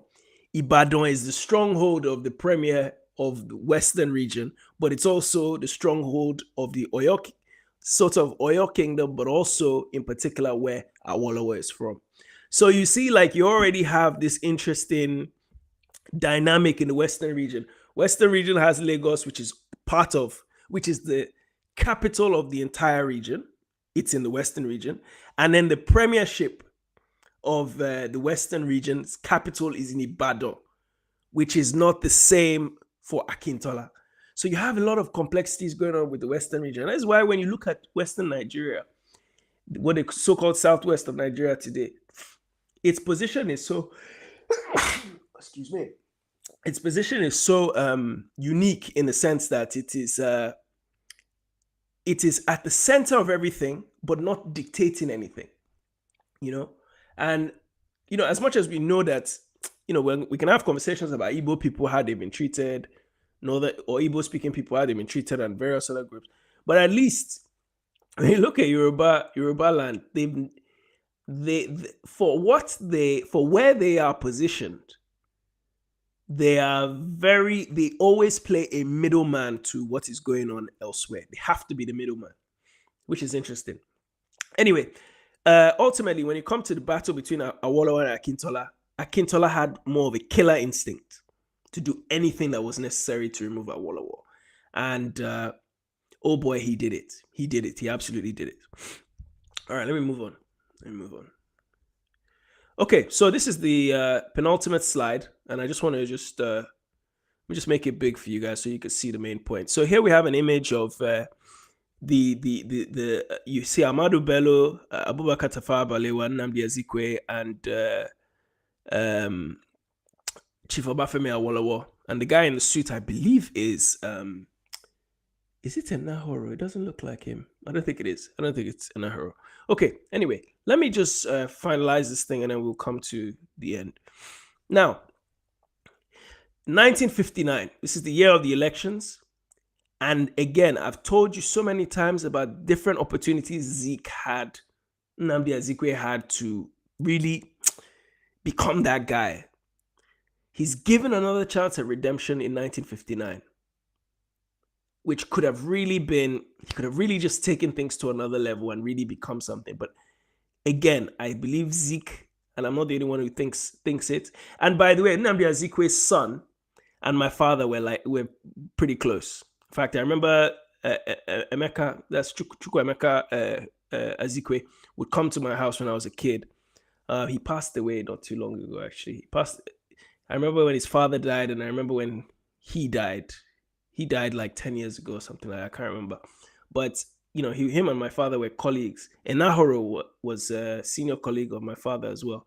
But anyway, so these are people that I've come into contact with to an extent, or my family has come into contact with. So, I have every opportunity to criticize, to not criticize them and praise them. But the reality is, I have to call it as it is. So 1959. Now, before we reach independence,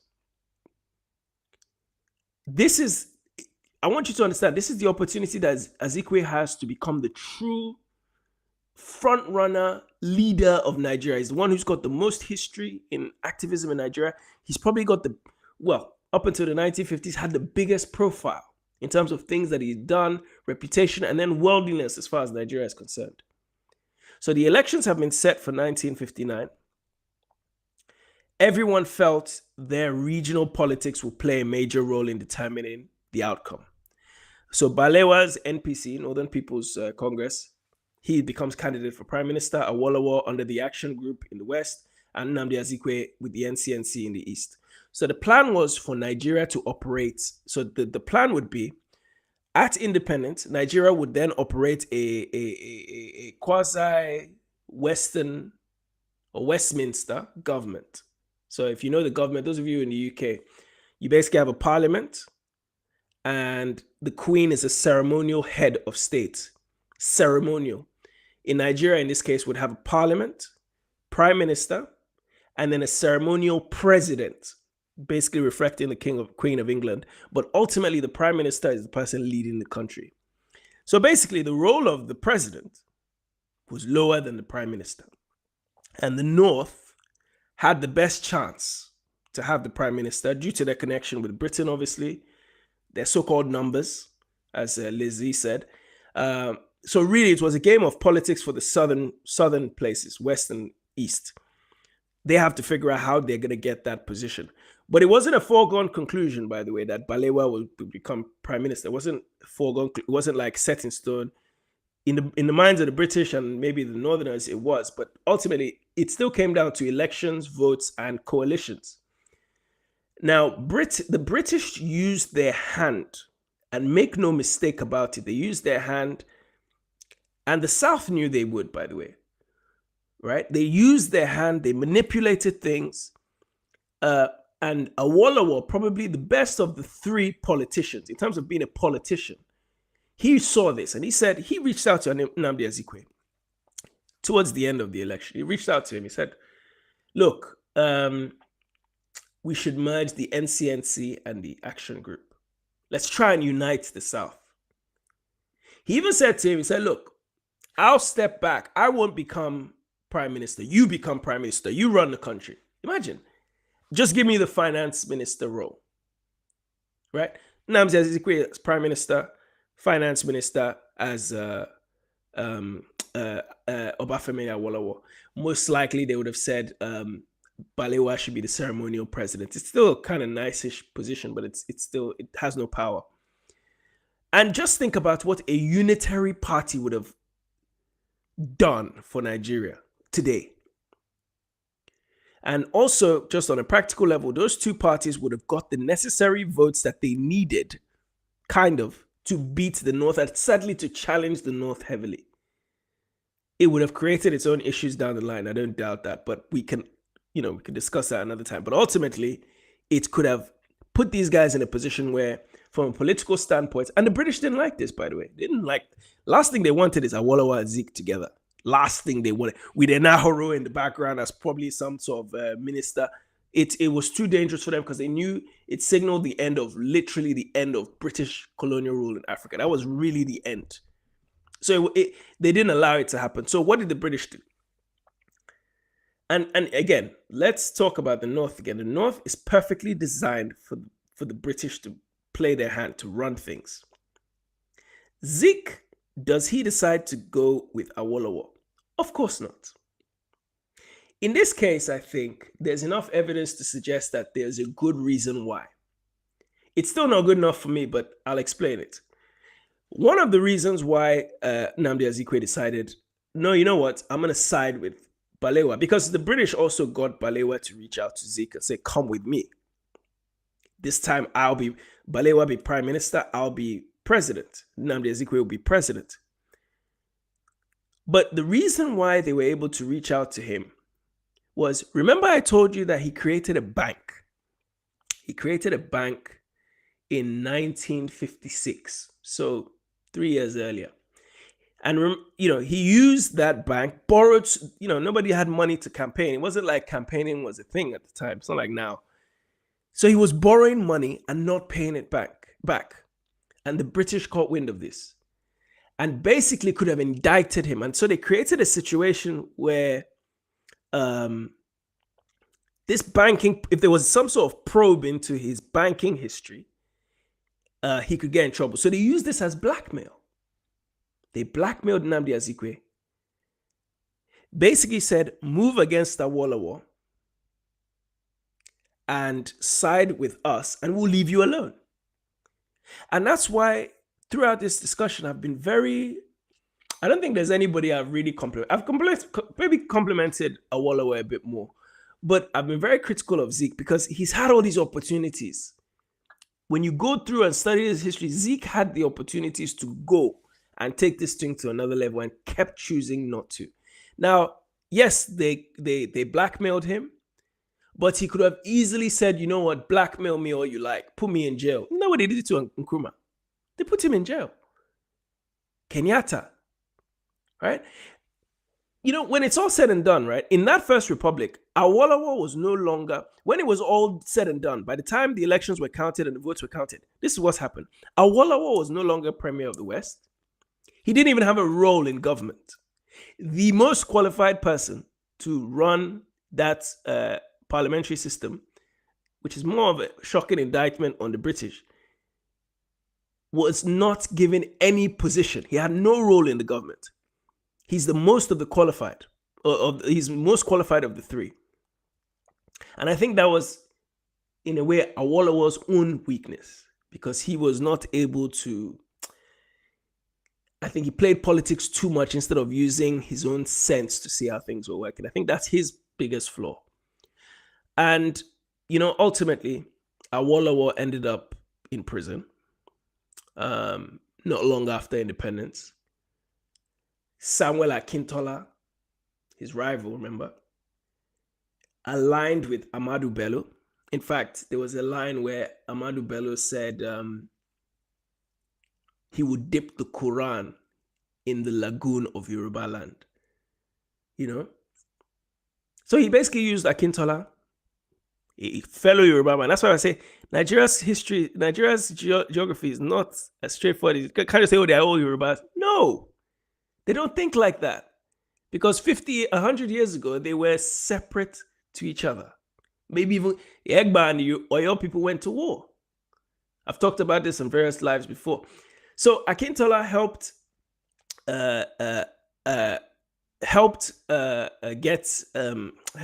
Ahmadu Bello in such a way that they set Awolowo up, and he eventually went to jail. He went to jail. He was charged for treasonable felony, which, if you watch my Showore documentary, anybody who says anything contrary to what the government wants, that's the charge they give you, treasonable felony. Sentenced to 10 years in prison, was sent to Calabar in what would have been the eastern region. And please, make no mistake about those 1959 elections. I know I said, yes, there was some coalition, some politics going on, but that 1959 election, in fact, there's a video floating around online. I don't know how old the video is, maybe like 10 years old or 20 years old, I can't remember. You can find it on YouTube, by a guy called Harold Smith, who was he worked in a colonial office at the time during the 1959 election. And he talks about how the British wholeheartedly, with full chests, rigged those 1959 elections. Rigged. The first election that could have given us in Nigeria was rigged by the British. How can every subsequent election not be? In fact, when they were removing the British flag, it was so rigged and everybody knew it was so BS. when they were removing the British flag and placing the Nigerian flags, you take down the British flag, raise the Nigerian flag. The main nationalists, Awolowo, Zeke, and Ahoro, Okotebo, none of them showed up. What does that tell you? This is in the North. What does that tell you? Because they knew the North was not a place for them. Okay. Anyway, let me just move on to the conclusions. Okay, let's talk about the conclusions real quick. Conclusions. Okay, I don't want to I hope one thing that I haven't done in this is give you the impression that I'm picking sides. I've criticized everybody. In fact, I've criticized my own kinsman more than anybody. Oh, let me take these chats off, my bad. I've criticized my own kinsman even more so. If you will, kinsman in the sense that he's from my hometown, Onitsha, right? Now, there is no doubt that by the 1950s, the most able person administratively to lead Nigeria was Awolowo. He was more ready to inherit the British system of government, which was like implemented at the time, but he would have struggled with the infighting, just the infighting amongst the Yoruba. Akintola is just one person. There were other things that were going on. There was also the complication of Lagos being the center of the country, but also in the Western region. It's a complex thing that is hard for people to understand. And even now, when you see the so-called xenophobia, people saying, oh, get out of Lagos, get out of Lagos. You can kind of understand it knowing the history now. You see why Lagosians they don't want anybody there anymore. You can kind of understand it to an extent. But anyway, I think Awolowo would have struggled to consolidate his power because of this complication in the West, and I think Balewa stepping in as prime minister in Lagos undermined not only Akintola, not only Awolowo, but Akintola as well. Because it's like, yes, we run the country. Sorry, yes, the capital is within our region, but the North runs the country. Right? And ultimately, I think this was the demise of Awolowo. This was his demise.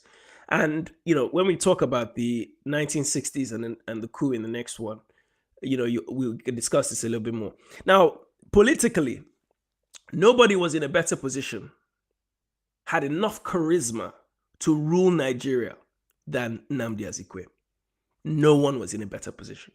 Administratively, Awolowo, but in terms of the aura of a leader, Azikiwe was a person. Now, he may still be regarded as a great leader, if you want to call him that. And certainly, I talked at the very beginning about the lack of history that we have in education in Nigeria. But even basic people have heard Nnamdi Azikiwe somewhere. But just think of what we would say about him if he went down that route that Nkrumah went down. This whole put me in jail, I don't care, I'm going to fight. Now, as for Ahmadu Bello, he proved just how different the so-called North was to the South of Nigeria, and always thought based around Islam.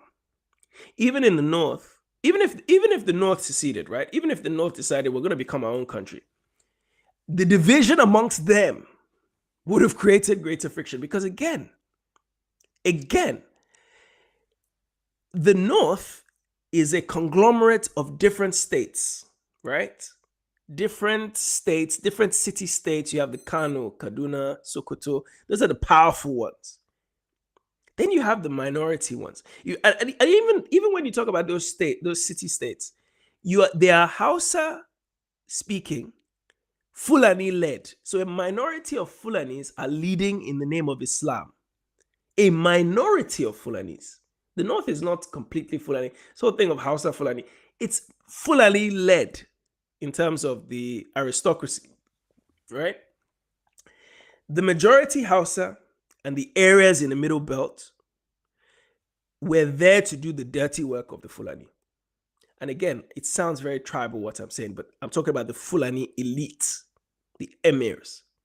And they did this really up until the 1990s. My brother was there saying he's from Kogi State.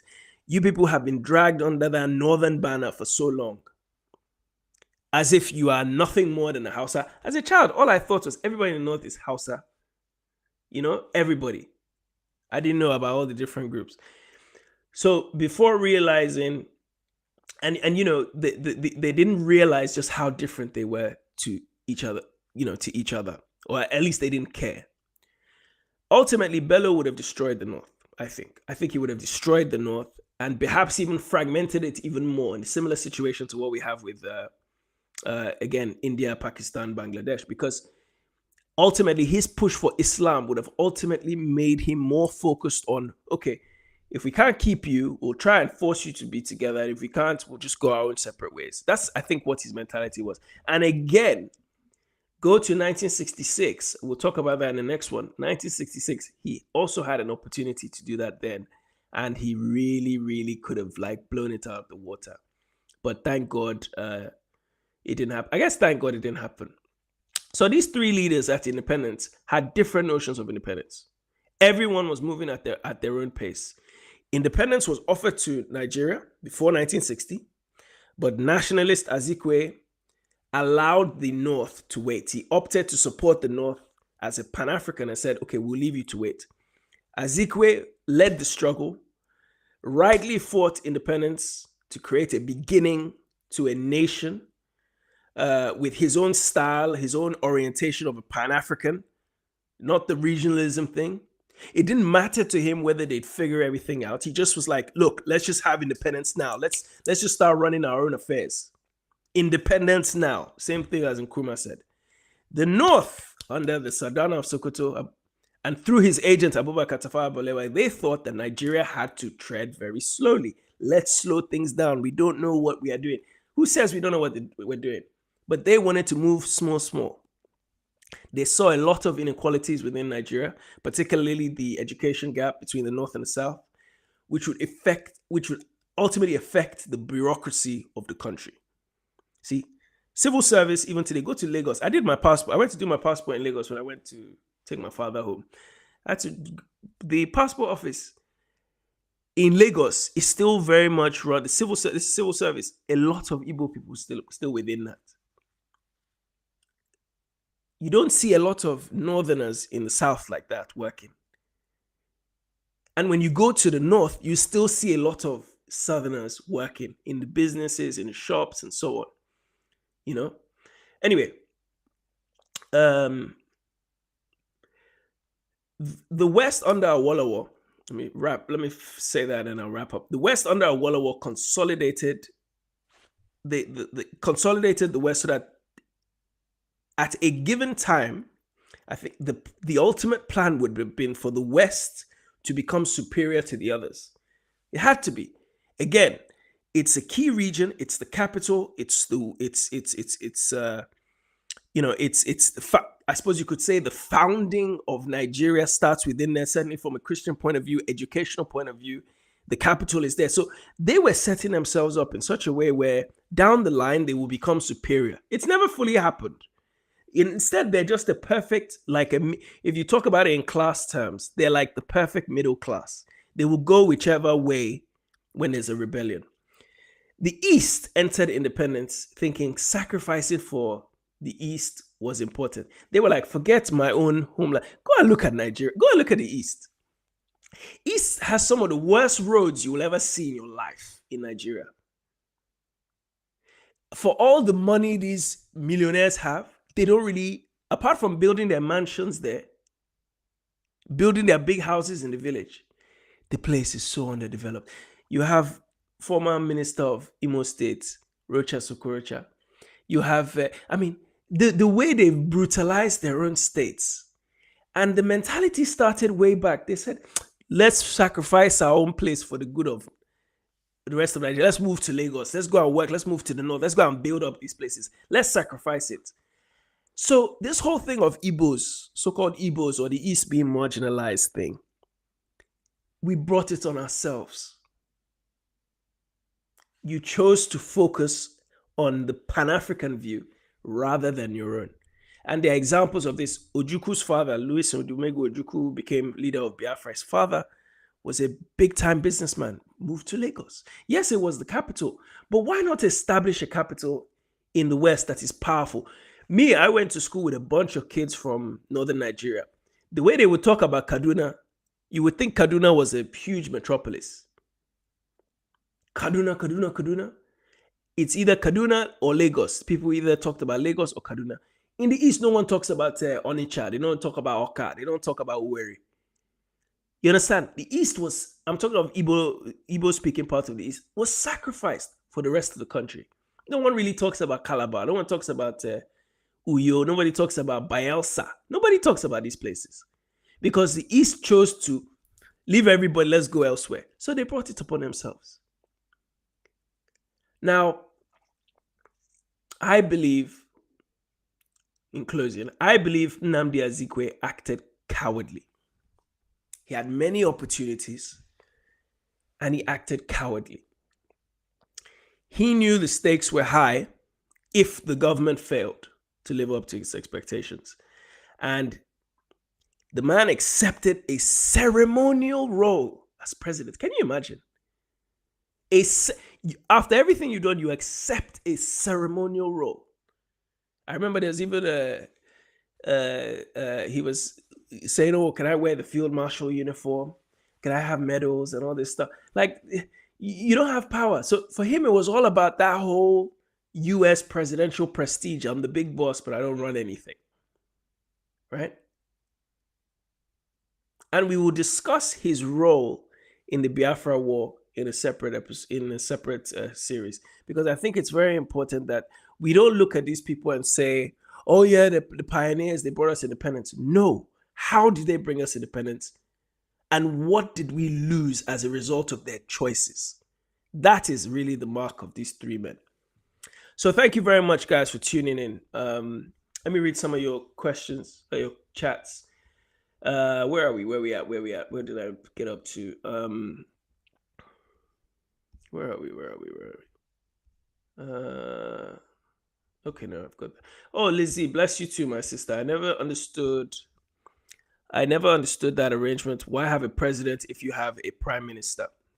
Yeah, so we're basically trying to model ourselves on the British Parliament. So I hope that makes sense. Basically, just like now, so Sir Keir Starmer just got elected under the Labour Party.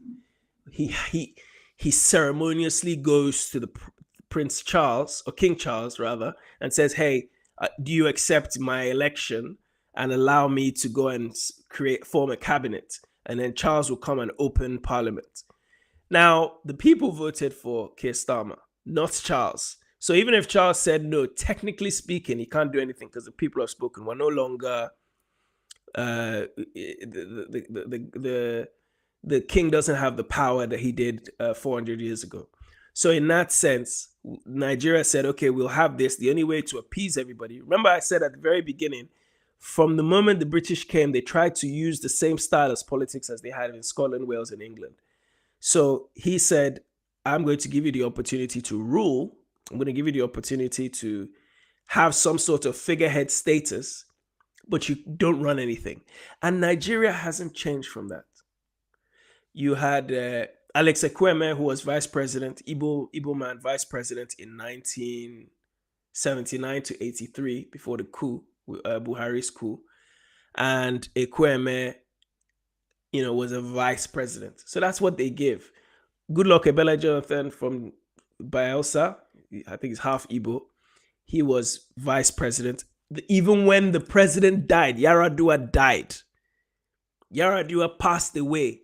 They didn't want to allow Goodluck Ebele Jonathan to be president. And he ended up getting just one term. How often do you see that in Nigeria, that the president gets one term? Usually 8-year term. 2 terms, sorry. All right. What's something is that these issues still exist. That's exactly what I'm trying to say. This is exactly what is going on today. Okay, perfect. And then last comment, good to see you. Good to see you too, my people. Thank you very much. Please hit those like buttons before you go. I'm gonna start wrapping up. Again, you guys don't like to come on this thing. I like to talk to some of you people, man. So maybe next time. So I'm gonna prepare another. I'm preparing the follow up to this, which is really the point I wanted to talk about, which is all about the Biafra War, the things that led up to the war. You can already see the basis of this thing started from what we just talked about today, the background. The year 1800 to 1960, 160 years of Nigeria's history. And you will see how it culminates between 1960 and 1970. So without further ado, my people, thank you very much. Again, don't leave without hitting the like button. Thank you very much for your time. I'm going to be back again soon. And don't forget to please share it as well. Leave your comments in the thing as well when you watch it. And I will speak to you guys again soon. Take care.